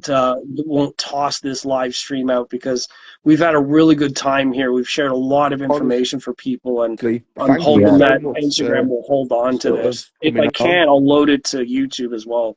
Oh Nice one. wow, that Yeah. would be amazing. It's been an absolute pleasure because obviously I wouldn't say that I know everything about everything because that's kind of an impossible thing. But like what I've learned tonight from obviously yourself and Shane, we're all sharing our experience with how we perceive sound and what we think is good, really. Yeah, and we're coming from our own experiences, but coming together on the same goal, like we expressed earlier, like our personal Mm. tastes, whether however we like our steak or however Yeah, we butter our toast or whatever we like in the feel of a car, what kind of seats you yeah. like, what you know what I mean? Like It's even like the kind some of shoes people. that we wear, it's all personal taste, but the whole point of it is to enjoy, to appreciate, and in this case it's about music, which is we want to have fun with the music. So Oh it's yes. not a debate between individual personal taste. At the end of the day, as a DJ, you have to satisfy the crowd, otherwise you're not getting called back again. Yeah. You need to make Yeah. sure that Exactly, your yeah. audience appreciates it. And in technology and brands and companies, and like we discussed politics earlier, like it is a globally connected system as human beings, as economics, as global whatever it is, politics. It affects each element, and creating awareness between all of us while respecting the individual choice and personal taste. Everybody's experience elevates, whether it means improving business, improving technology, improving the direction, if it means changing policies and looking at politics, all of the different sort of micro details that factor up eventually give us what we have today in technology and phones and access and prices and quality of life, and all of these things kind of balance out, right? So I'm Yeah. Yeah. glad to have had you That's guys it. on to Each go through year these we are details. getting slightly better with technology. It's a bit like years ago when we had the first iPhone and the first Android phone. Like how tinny was the sound quality compared to now? I mean, I can't believe how much, you know, bottom end we're getting from a bloody mobile phone. Like the Samsung S23, S24 series and the iPhone 14 and 15. Like when you're watching a movie, listening to a bit of music, and you've got the phone in your hand. It's not ideal, but it's better than things are getting better, and Yeah, that is a good yeah, sign. I'm just hoping that like Mm. the same goes for audio. Like I'm hoping we have that comeback where people are wanting a good sound, so people are asking Yeah. for products with a decent sound I mean, quality. yeah, it's like when I used to change from a HP laptop, and now I've got a Asus. right? And the sound on that is absolutely phenomenal. Yeah. Like Steph has heard the bass out of them little I speakers. I was mind blown because I thought my 2020 MacBook Pro Mm, had pretty decent speakers for a laptop, but when I heard that gaming laptop of Shane's, they're it's little tiny, not even inch drivers. You know how they've done that. How I Yeah. think they've done that is that they must have used a bit like Bose Wave, Yep. where the drivers sort of in an enclosure, but the enclosure's kind of swooping round into some little Yeah. chamber, so it's enhancing those low frequencies. mm, Because I can't believe how good it sounded. Yeah. It was unreal for a laptop. Yeah. A lot of different advances in technology there. But like also we mentioned earlier, if we don't somehow guide an audience towards, instead of it being flashy, flashy, flashy, flashy device and just perpetuating bullshit sort of tech being developed, and we guide yeah, the audience to say this one's not worth buying because it's not, it's a carbon copy. It's like Fast and the Furious 3. Yeah, Skip this yeah, one. Tell these manufacturers to fucking do better. Don't exactly. buy bullshit. mm, Don't give them the reward for doing nothing. Don't buy into it and give them money for doing very little. You need to say, this older stuff is what we want. This is where we want the direction to go. Give them the feedback, because like eventually these small increment changes lead us into the direction where all we have is bullshit. It's Yeah, completely superficial, and all it is just a number change year over year. We don't want that kind of future. and I think So we have to be part of the problem disciplined enough to is say, no, like enough is enough. Stop making junk. I don't care it, if it's like whatever, exactly. Most people are flashy, so whatever. used to listening to music on one of these guys, but just go to Walmart and buy a cheap $10 Bluetooth speaker, and then they just think, oh, this is fine. This, but is fine really good enough? It is for the average consumer, like we discussed earlier. But that if the average consumer were to hear better, then maybe they would think Yeah, different. I gotta, kind of think it's people kind of buy crap because they don't know that better's out there, because no one's kind of told them, hey, I've heard something, it's really good. Because again, some people can't justify the price hike, but again, there's stuff out there. You don't have to kind of spend a lot of money to get a good sound these days. I yeah. mean, in my mm, opinion, this is me. This is my personal opinion. If someone wants a smart home device, I would recommend this in a heartbeat. The fourth gen Echo, not the Dot, just a regular fourth gen Echo. That will fill a medium-sized room and give good enough ample sound. And pair two for stereo sound for about $120. That will get the job done. It'll be bassy as hell, nice and loud, nice and clean. Because it's got the dual tweeters, it is quite a nice, decent sort of stereo image from those. That's if you kind of want to go down the hi-fi-less route. But again, you can kind of do what I said earlier. Get a cheap ass Echo Dot for about $10. Get a receiver and a pair of half decent speakers. And again, in the digital age of streaming and everything else, you kind of set up there because you can Bluetooth to it, you can stream to it, you can listen to it, internet radio. Sorry, I'm coughing. I would Yep. suggest those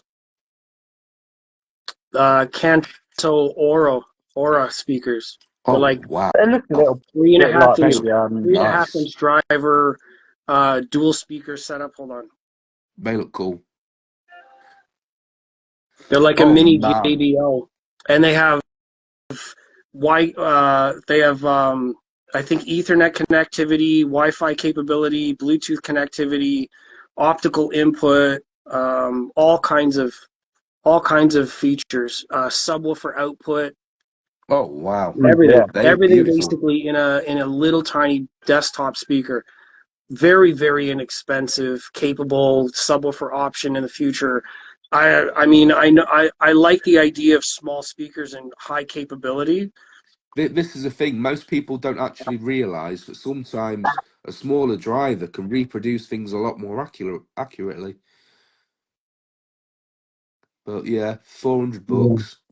They again, does the average consumer kind of want to pay that kind Yeah, of money? It's yeah. one of those kind of It, things. it, it is a little bit more Mm. expensive, that's for sure. And I don't, yeah, I think it's only for the pair. Yeah, Yeah. sometimes it's like It's when you have another, like, it's like that next level. If you're going to invest in that one level, sure, you could spend $40 for a speaker. And the one thing that I'm not really keen about with these smart devices is, I was going to mention earlier, that Yeah, Weem device I have. You see that silver dot when I turn the remote? yeah. That's a microphone. Oh yeah, I don't know that this thing is not listening to me all the yeah. fucking time. yeah, Exactly. This exactly. guy lives on mute, but how the hell do we know? So does the But phone. Mm. exactly, It's you one know, of those. it is Do, catch do I 22. want another smart device, or do I want speakers to just do what speakers do? That's what I mean. I mean, who was the Um, one that I was thinking?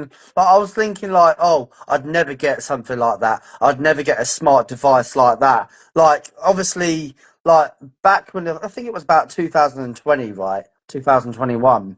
And I was like, no, I'm not getting one of those echoes. They're going to be listening to them, whatever it is. And then someone right here got me into one of them. And I was like, oh, for Yeah. God's sake.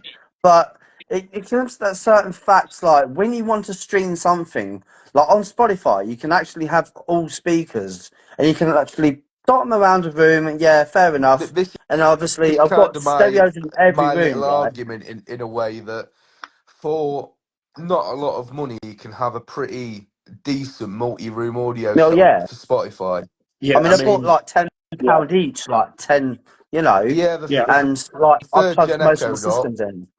The third gen Echo Dot sounds like ass, but for the fact that it's got audio output to put it into a much inferior set of speakers, and the audio output is a full 20 sort of 20 hertz, 20 kilohertz frequency, so it doesn't sound like absolute shit coming out of it.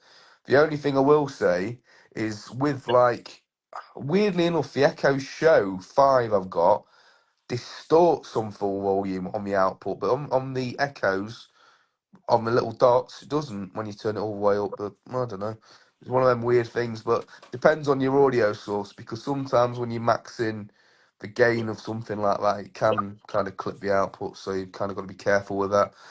Mm. But yeah, to be honest with you, it's kind of one of them things. I mean, everyone in this day and age is gonna sort of get into the smart home thing because that's just you know, I'm a lazy fuck. I've got Alexa bulbs in every room of the house. So have I. So So it's not you, just you. look, it's kind of going to be the future, whether we like it or not. But if I, going down the sort of smart home, I've got a home pod, Mm. and I've also got a Google Nest, and the home pod for me, it sounds good if you want to listen to some music, but it doesn't have Yeah. a Bluetooth or anything. But no, the thing is, It's it's like when you pretty can control basic. the devices, like when you can control the device, and I'll say, Alexa, let there be light. And then it gets to this, and then it just turns the whole entire thing on. But this is not on at the moment. But This at the end of the is day, all why my I stuff love it. is literally on right there. Alexa, turn display off. But yeah, that's pretty much that's what it is. You This can is actually why control. Alexa is a very handy person because you've got smart plugs. Yeah, You've got smart yeah, plugs like what can turn everything. I've got a Ring doorbell. I yeah, just go same. Alexa, show the front door, Yeah, and it's boom.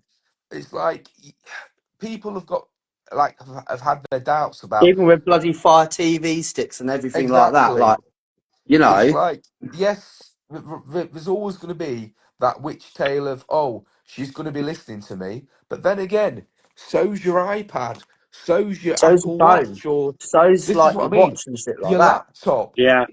The thing is, your laptop has mics, your tablet has mics. So it's kind of the same thing. Yeah. So I That, kind yeah.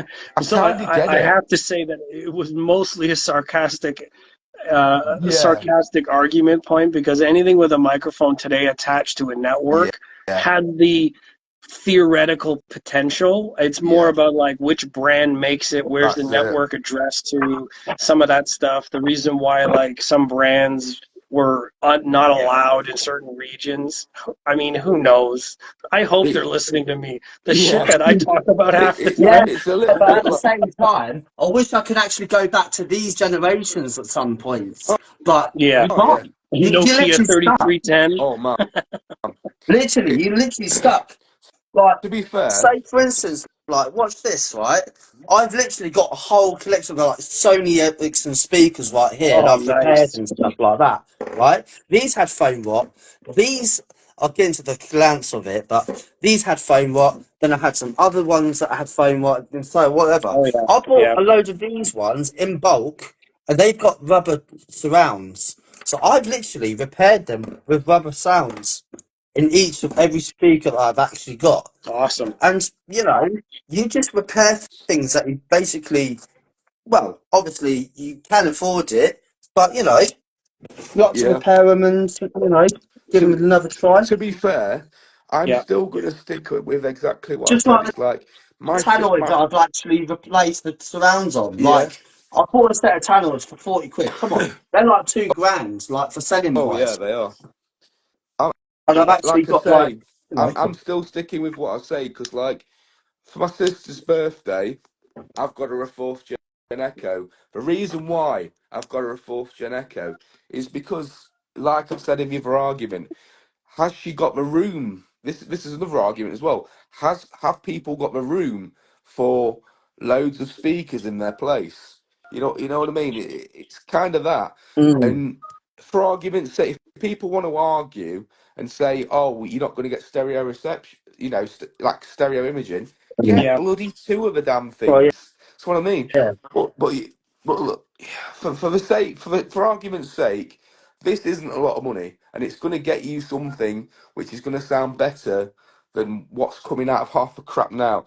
I mean, I would put this up against the JBL speaker I've got, but this goes lower. This plays down into the 30s. You know that I think they're just incredible. I'm hyping up the fourth gen Echoes because it's the only one left that's apart from the premium, like the proper big fucking whatever it is, the Echo Yeah. Studio. That's the one. Apart from that, Mm. it's the only one that actually bloody sounds good. It's crazy. Yeah. Yeah. Yeah. If people want to Yeah. get into smart home for the sake of that, when it's on sale, I don't recommend paying 110 bucks. Pay 59, Yeah. 69 bucks when it's on Yeah. sale. I mean, like, for God's sake, just pick two up and just have them as a desk setup Yeah. because you can just sort of have, connect your laptop to the pair and just sort of do it that way. So it's kind of that. But then again, if people want to take it further, then you start getting into the The sort of couple of newest, hundred. flashiest, whatever it is, and they don't Yeah, actually need it. They're just convinced by media marketing. yeah. Yep. Mm. Yeah. But it's like if you don't need the smart home things, then that's where you'd sort of get a normal set of PC speakers, but with Bluetooth capability. But again, I think for the average consumer who just wants to stream music, which is today's day and age, you're either going to go buy a JBL or something. I mean, again, if you're going to go out and about, if you're going to sort of be traveling quite a lot, the last thing you're going to be wanting to do is take your fucking Alexa with you because you can't. It's got to be connected to Wi-Fi. I mean, So I've got the disco buggy, so you know I Yeah. can't that complain. that that, Yeah. that leads me on to my next thing. Like a couple of these, you can stereo pair them. Just get because Mm. Yeah. the JBLs are good, but the thing is with JBLs is they're not Yeah, I'm just hi-fi. not really. Yeah.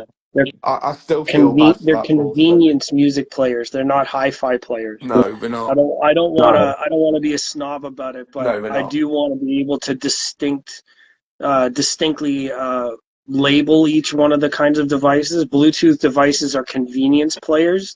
I don't think they're hi-fi related. Yeah, they're not. not really hi-fi related at No, all, to be honest. there could be a different category of device. They're mobile device or convenience players. They're not necessarily hi-fi. Hi-fi is, like you said, it's really in that category. You're talking about setting up the entire room for it to sound a Mhm. certain way. Yeah, Convenience players you can just put wherever you want and they sound like something. They can be Exactly. pretty yeah. decent quality, but it's a category jump to move to the next level. Exactly. They're Yeah. literally like they're on the move, really. Most of the time, like you're just basically like having something that's in your hand and you're just taking it everywhere. That's basically a portable thing. Yeah. But when you've got a hi-fi, it stays there until you Exactly. change your mind.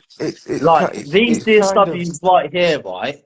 Like they're staying there for a good few years and everything. I might change my mind on them. I might go for something like I might put the Tannoys there and just take the Sonys out, put them in the bedroom or something like that. I don't know. You never know until you want to Yeah. change. That's the thing. yeah. That's it. And I don't think sort of building a budget hi-fi is that expensive really, because you No. can pick receivers up in Goodwill for 20, 30, 40 bucks, and you can pick a CD player up relatively cheap, pick a tuner up relatively cheap. If you want to go, if you're a proper hi-fi purist who doesn't like streaming, yes, I kept going on about the Alexa, but I'm talking about people who just live off streaming. I was talking about those kind of people, the average consumer, as I call them, the people who just want to stream everything, Yeah. who don't have any physical media. But if people want to actually get a system, like a proper system, like you can pick things up decently second hand, but it's talking to people like us who have heard some really bad speakers and some pretty fucking good ones. Like I've been in the studio of 10 grand PMCs, sounding creme de la creme. Just I've heard some Mhm. pretty nice high end monitor speakers. Like I had the privilege of being demoed some Kef Blades, and they were insane. Mhm. Honestly, that they were so airy and detailed. It was literally my hairs was standing up on my arms. Yep. I it was unreal. So It's it 60K. yeah, this is what I mean. I've heard some really good speakers, so I kind of my hearing's kind of been accustomed to that. And like I say, for the average consumer with like the audio side of things, like sort of getting into proper hi-fi, you kind of want to look at like some of the makes we mentioned previously in the live. Well, you guys mentioned them before I joined, but you know, if people sort of want to start getting into hi-fi, there's loads of Goodwill places that sell amps, speakers, and stuff. Pick them up cheap, Yeah. and that, Mhm. and you can kind of grow from that, because you can think, yes, my receiver's a bit trash. We're going to get a little bit better receiver, and then you think, oh, I want to upgrade my speakers. You're kind of just upgrading and building that ladder, and this is what kind of starts you off to get where. To be fair, sorry, I don't know your name. I never got kind of My accustomed. my proper name, Joe, is okay. I'm just yeah, Joe. So, you know, let's say like you've got to start there to get to Joe's position with getting like you've got to start from the bottom to get to the top. So with Yeah. audio, you've got to buy a cheap receiver, and then you think, oh, I'm gonna buy another one which is significantly better. Then you think, right, I'm gonna sell that, and you kind of move up the ladder slowly but surely and get to a point where you know you're happy with the sound. I mean, you could get to step two where you've kind of got a pair of speakers which were significantly cheap, half decent floor standing Mhm. speakers, and you've decided to get a half decent receiver, and you've got a subwoofer. That's kind of set you up. And if you like the sound of that and it's hitting the right notes, playing the right frequencies, unless you're quite anal about the absolute fine things, which some people are, which is absolutely okay, but some people can't hear below us. You know what I mean? Mm. So yeah, I mean, some people might be happy at stage two, but some people will keep going to the point where they've spent their entire life savings and donated their fucking kidney on the line to have the creme de la creme of audio. Yeah, So it's kind of the old catch-22. it's definitely a journey, and Yeah, some people will catch it early on Mm. and develop that interest, like any hobby, right? yeah, A lot of parents will put their kids in baseball or hockey or sport or whatever it is locally you can play, and they Mm. might get an interest in the sport, or maybe it's playing piano or guitar or musical instrument, or they're into visual arts or drawing or painting or whatever they become really good at. Nobody's good at shit when you're born. You just got to develop it over time, Yeah, and exactly. whatever exactly. your Yeah, that's interests it. are, It if you're kind of doesn't into that happen kind of thing, overnight. it will You happen. kind Yeah. of got to No. build it.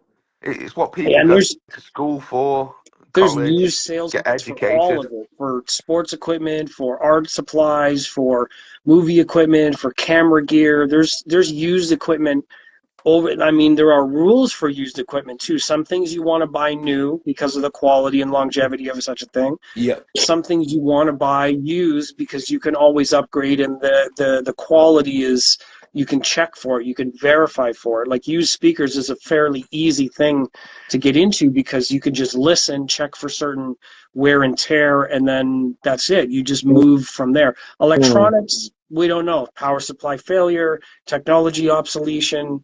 There's a couple of things there that you might want to look out for. So when you're in hi-fi, yeah, going the used way to get into things is absolutely the way to go. Buying used.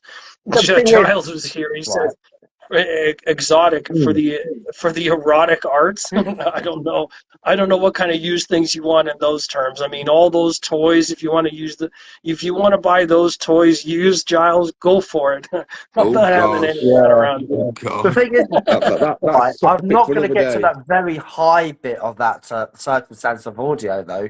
But the thing is, mad with speakers. Yes, I am mad with speakers. I've got shit tons of speakers in the loft or anything else in the garage and everything. But I'm not into that, like, as a lot of people spend like £50,000 on a pair of speakers. No, I'm on about like the quantity of what there is and how much you can budget wise, and Yeah. I'm the man that blows up speakers and all that on YouTube and shit like that, like just for the We love experimental it. side. I Yes. mean, But we love it. I Yeah. It's just can't that do thing that that here, we but always do. oh yeah. But it's that certain point when you're thinking, oh yeah, maybe I stuck to that line. Maybe I'm just happy at that sweet spot, and I just think about that certain And this point. But I can't is really kind of put what's myself. perfected my hearing over the years. Is Mm, like hearing all these like cheap, boomy MIDI speakers, like the the Jewel and the cheap Dura brand crap. yeah, like Just like, but RCA and stuff yeah, like that, and like RCA. I mean, those brands like in the US and Canada are quite bit like bit were white the van big scam speakers are just like yeah. 2 minute tortures, like them They were type of things. Walmart brands, as I'm going to call it. But Yeah. we Yeah. Generic brands. Mm, basically like years ago we used to have well we still have Asda, but Asda is basically owned by Walmart Walmart. itself. Asda in the UK used to sell electricals, and they also used to sell Jura Yeah, brand on and all that. Basically, Walmart like low end yeah, but rubbish. we get Yeah, a load of people vandalizing and stuff like that, and we got shit display. yeah. Now we've got literally shit This is display, what ruined and it. this is what People just used to ruins the either error of it. steal or break stuff, Yeah. Yeah. Mm. or used to Yeah. be me. It's been a I changing used to. market forever. So I you always, yeah, there literally are. used to go near the CRTs, right? Mm. Do you know the whole wall of CRTs? There was me, like literally going 100, 100, 100, like turning the volume up on every single CRT. And then next thing, the guy puts the DVD. I literally press play, and all you can hear is the TV's distorted, like literally distorted. It's Oh no! awful. Oh no! It's It's like terrible. whacking a I load don't of know why. systems up in like codes and PC world. A little bit like when you go to the motor store and you turn the car stereos up and start messing with the bass and everything else. And then we have a wall of woofers, and you're kind of just pressing all the different. Oh man, Mm. car There's audio a is reason. so There's a subjective as reason well. why we don't have displays like that anymore. Yeah, That's for sure. yeah, because Yeah. people used to go, "Oh, nice Nuts. shiny Yeah. dust cap." Yeah. Oh, rip, damage. You can't walk by a It's a skid little bit full of like water bottles Shane's without poking motto. holes in the plastic. So Yeah, Shane's got a little motto. You know, if the price is too high, it gets poked. That's what he's telling me. yeah. Where was that, in Well, that charity shop up your end? No, I can't believe that. I That's can't remember disgusting. The actually. No, prices. it's just no. It's like the other ones as well. It's like I think it was Guardhouse Hospice. They were selling a stereo that you can get for £5. They sold it for 70 quid, and it was like they got it for free. Like, yes, they basically got donated and stuff like that, and raising money for the charity and stuff like that. But yeah. come on, like 20 quid for a stereo is It's standard crazy. at charity shops and that. 30 quid, 20 quid, 15. That's the prices people want to pay at that certain low rate. Yeah. But We're talking for about something which would retail at about yeah, 50 Yeah. bucks brand new. It's got a yeah, CD, a tape, and a tuner. No aux, no anything. And it's probably about 5 watt a channel at best. But those things second-hand retail, you know, there should be about between 10 and 20 bucks for the whole thing. And the speakers on their own probably about 5 bucks at most. Yeah. I mean, Yeah. Prices, man. Business is just trying to get through it. You know what I mean? yeah, They it's pay their crazy. employees, pay their rent, pay all the increases. Thank you for yeah. the That's it. fucking nonsensical carbon taxes, you jackasses in office. Yeah, Yeah, You know, that that's what it is. is It's, always the problem here. the only way through it really is to like guide the audience, talk about the details that really matter, what you should be looking for, what's overpriced, how to evaluate things, the details you're looking for, what's still in good condition, how do you judge what a good condition exactly. is, And shit Yeah, it's like that. yeah, The also education sometimes a good there is idea really to important. educate the staff in the shop as well. Like educate the staff in the shop of the true value of the product. Some people will sort of liaise with you and say, "Look, yeah, we can kind of do you a bit of a deal on that." Because that you can, because what they do is they will go on eBay and we'll see some crazy guy, like we'll see crazy Steve's got these massive, I don't know, these massive damn speakers with like 20 million drivers. They could get these Canton speakers, for example. A Canton good? I don't know, but yeah, Some of their new Canton. stuff looks awesome, but Yeah, other than that, I don't know. but but for example, the guy could have them up for 500 bucks, and they could be worth about 50. You know, people just don't know the value of. Yeah, yeah, they're looking mm, at they're looking across the internet for what is a representation of market value, but they're yeah, looking Exactly. at people also trying to price gouge everybody by ripping somebody off. Just because you see it listed at hundreds of dollars doesn't mean that its market value is really hundreds of dollars. Its Exactly. So actual exactly, value is yeah, less than that, but that's where I go back to the idea where you just got to say, no, I'm not buying it yeah, because it's not worth that much. Just let them sit on the inventory for a long time until they have no choice but to bring that yeah, price down. Be like, well, yeah, we made 10,000 units and charged people too much for them, and now we can't move them. So here they are for 50% less because the inventory is costing us too much to keep it in our warehouse. yeah. exactly. That's it. And the thing is with all these thrift stores, that they're getting donated items in every single day. So surely they would want to shift these items on a more reasonable price so they can bring more stock in. Yeah, The thing is, the more that can be sold at a reasonable price, the more they can bring in, the more they can sell yeah, again. And the thing is as well, like with speakers, you it's a big problem for old boys. They always have foam rot, but luckily there's lots of skilled people who know how to refoam speakers yeah, anyway. Mm, yeah. I've seen that happen a lot, and I think that part of what happens there is there are some YouTube channels who will do like finding gem, right? You'll go into the thrift stores or whatever, and you go, oh my God, like I found this unit, it's worth $700 and I only got it for 30.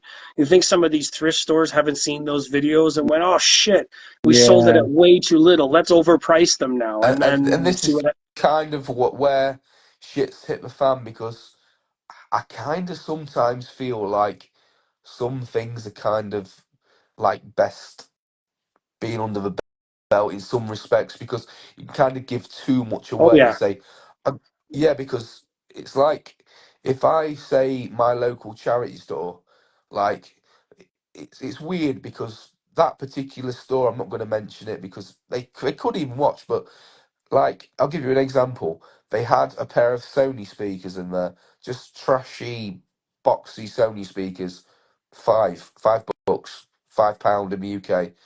And then they have these other speakers, these dead on ones, put for like 50 quid. And I'm like, Oh, what they was ain't. those loafer ones that you saw in that shop? I know the guy, okay. So I've only ever seen these speakers in the US, right? The what is it, the Bose, the Bose ones with the eight drivers in. Oh, the They're not The nine-oh-one the eight, 802s, Mark Ones. Oh, they're Mark like ones? Okay. the brown Yeah, ones. Yeah, yeah, with the blue yeah, drivers. What 802s. what do they typically sort of retail for? Because like you have no idea. Anywhere between 100 to 200. The Mainly on the condition the of the guy drivers what as the well. guy wants £300 Too for the much. pair with the Too yeah, much. Overpriced. exact Yeah. Over. Trying to get the most they can out of somebody who doesn't know any better. Yeah. exactly, and Yeah. all the drivers are dry ride. All the Mm, Yeah. ones Terrible. need terrible. Terrible. exactly. I mean, for really, when it comes to, it's like art, right? When you sell artwork, art prices are only based on what people are willing to buy them for. A lot of the market is like that anyways. If you have no reference for what something is worth, it's worth whatever the last person paid for it Yeah, is. So this is where some of this education comes from, is in our experienced real world like operation of this gear. Is an 802 speaker refoamed or re-surround? I mean, can you resell it at a higher price? What if you refinish the wood? What if you update all of the crossover but boards? What if yeah, you Yeah. bring, you know what and I the mean? If issue somebody you're was going in to their lie into mind to there do that, is you've you then gone and spent money on those speakers, but then you've kind of spent near enough the same, if not more, to restoring it. get exactly. And then you've got to think to yourself, I've wasted all that money when what I could have done in reality is just gone out and brought a better pair of speakers in the long run. Yeah, Yeah. unless there was a buyer for those types of Bose speakers because they're like 80s die-hard audiophile people, So it People who depends. like I mean, classic 80s rock if there's love a those market things. for it, then your buyers and sellers are going to find ways to do that. So it's hard to really criticize to say like, yeah, it's overpriced for what we know, but it may not be overpriced for what there's a market for. You know what I mean? If there are buyers, if there's a small niche of like 20 people somewhere, then maybe it's for just those people. Maybe they like three-star restaurants with this very quirky sort of, this chef puts cinnamon on some shit. Like let them have it. They're not Yeah. trying to market they're not trying to market it for everybody. It's not as No. if Sony comes out with a brand new speaker that's got like diamond encrusted diamond, like whatever, you know what I mean? Why They're not would trying to that not sell shit surprise me? in that way. It So it's like everyone had a big phase of putting crazy. Oh my God, how many cell phone stores have you walked past and you see these speakers? The Bluetooth device is connected successfully. Like these big Chinese flashy speakers. And this is kind of what makes me cry sometimes in my head as well, is when you see crap like that, like take over the quality of stuff we kind of have. yeah, People would pay $200 for an oversized 12-inch driver with a 2-inch coil, some flashing LEDs, and Mm, the worst, screechiest sounding piezo Yeah. known to man.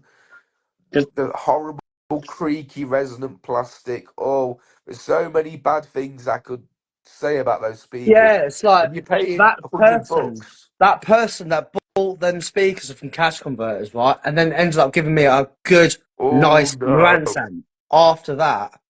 And I'm just thinking, oh, I was like, why do you really want these speakers? Oh, obviously, they're You, just taking up the room. Like, I just don't know and why, it's but they when they bought put it. that big, massive bullshit, 10,000 PM watts, PMPO. PMPO. Yeah, PMPO. That's Keep the all you're gonna music get. output. But Yeah, you take about 20 million of those zeros off. They've got when you actually start breaking that down and you look at the amp chip, you, you got 2 ohm driver on like a 10 watt per channel amp, and it's got like a graphic EQ. Oh, it's nasty. Oh, that's Yeah, a lot of mm, nasty. people, That's their nasty. goals are different. That's really all it yeah. is. What they've been convinced to know, what they've been taught, what they've been educated with. They're looking at completely different factors in terms It's of marketing quality or jokes, their really, isn't what it? they're getting Mm, back. And I mean, mm. who can really fault them with so much bullshit in the news and the media Marketing and the jokes. advertising This is It and the why. marketing strategy? And you can't Yeah, really, they're like helpless sheep to just give away their sweaters. They're handing over their money hand over it's fist it's awful because basically they really because don't people know. brainwashing a replace. load of innocent people with all these Yeah, people on stands are like, oh, this is good, this is you basic, know this you what's can buy, crazy you though? buy for this There's price, and then so they many just buy people it. out there, right? There's so many people who would replace like a vintage 80s receiver and some really good speakers, not knowing that they can get, you know, a Bluetooth receiver for that system or something like that, which would be far superior because they would go down the dump and dump that system thinking that it's obsolete when it's Yep, not, and replace it with something Mm. completely crap, yep, a bit like I was saying, like one of those horrible plastic flashing light Yeah, garbage it's a yep, bit like, well, I've done a speakers. conversion on this, right? Like, say for instance, I still got the red and the blue one, obviously, and they're just genuine. But this has got built-in Alexa. This has got built-in Bluetooth. CD player works, tape player works, everything still works on it. Even it's got like digital audio broadcast and stuff like that. Do you know what I mean? You And it doesn't upgrade sound like it. shit. No, Like it's it doesn't sound like even got crap. upgraded speakers and everything. It's got coaxials in there. nice. Like, you know, like you just got to know what you're trying to modify Yeah, to get it right. yeah, Like to get it genuinely like what you want. Not just oh yeah, I'll bin the system off. I'll just buy a Bluetooth speaker yep, just to yep. basically like replace it and think, oh yeah, it's smaller. Maybe I'll just get something that's audio I streams I just and think it's you the know, lack of like educating people into what's good and what's, yeah, Yeah, you know, yeah. people Should just need really educating. show them the difference. It's one thing to say the difference because that's all people are listening to. They're listening to or reading stuff just being said. So it isn't enough to just say it. I think You almost what would be literally have to cool, show them the yeah. difference. yeah, I like to because try and then buy. This is the thing because a lot of people are not trying. They're thinking, "Oh yeah, okay, this is like the most hi-fi five-star wanted speaker, right?" And they buy it, but then it doesn't sound right, and then they just return it, and then it's going to get wasted into like feedback of like some of the Yeah, shops just pack put it garbage. down as like reused products that's not resellable. They'll send it back and then they'll manufacture it and then they reboot it again into a Yeah, different box and then it recycles of what you're going to get out of yeah, it. just trash. yeah, And just and a heads up here, we're approaching almost 4 hours, which I Yeah, think is Instagram's limit. So oh wow, just want to, yeah, that's we're at good. three I'll hours and just wrap up. 57. I'm just gonna quickly wrap something up. It's like if we were to put loads of people in a room and we stick one of those cheap speakers in there, and then we stick an 80s system in there, and we stick you know, Just to compare it and stuff like that. yeah, exactly. Yeah, You know, we can then educate people and say, you know, your old stuff that's just sat at home, which you're thinking I'm going to take it to the dump, might not be, you know, it might not be the best thing to do, you know, because it's got inputs and outputs that you can kind of make it, you know, modernize it and things Yeah. like that. If that's what they're wanting to do, if you know, if they're wanting to sort of go for that streaming, if you know, streaming route, you know, they don't have to go out and buy something which is going to sound like ass in comparison. And I think if people sort of got together and listened to something quite decent, and then they went back to that as a reference, they go, "Ow, no, no, no," Yeah. you know what I mean? yeah, They'd hear that and they go, "That's actually painful." You Yeah. know, You got to show them. it, There's no other way. You just have no, that's it. to have a space, to have a showroom, to have somewhere to invite people in and demonstrate that difference. I mean, with brick and mortar stores disappearing and your local shops being fewer in number, you know, we got to do that as a community, is bring more people to these experiences. A conversation like this will help. So in the last like 45 seconds we have, I want to thank you guys for being on here, enjoying the conversation, and hopefully catch you around the internet once again at another yeah. time. Thank you So very you much for guys letting me want to join say a and that. quick goodbye, and Yeah, then we'll catch you honestly, next Yeah, thank time. you so much for your words of advice and everything else. Honestly, it's been an absolute pleasure. It really has. Just thank you for sort of inviting me on the live with Shane. And Sorry for my voice being seconds. a little bit croaky, but yeah. Anyway, Marvelous thank all right. you. speakers, Take it easy. Steph. Take it Thank easy, you mate. guys for See you Cheers. joining us later. today. Thank you. Bye.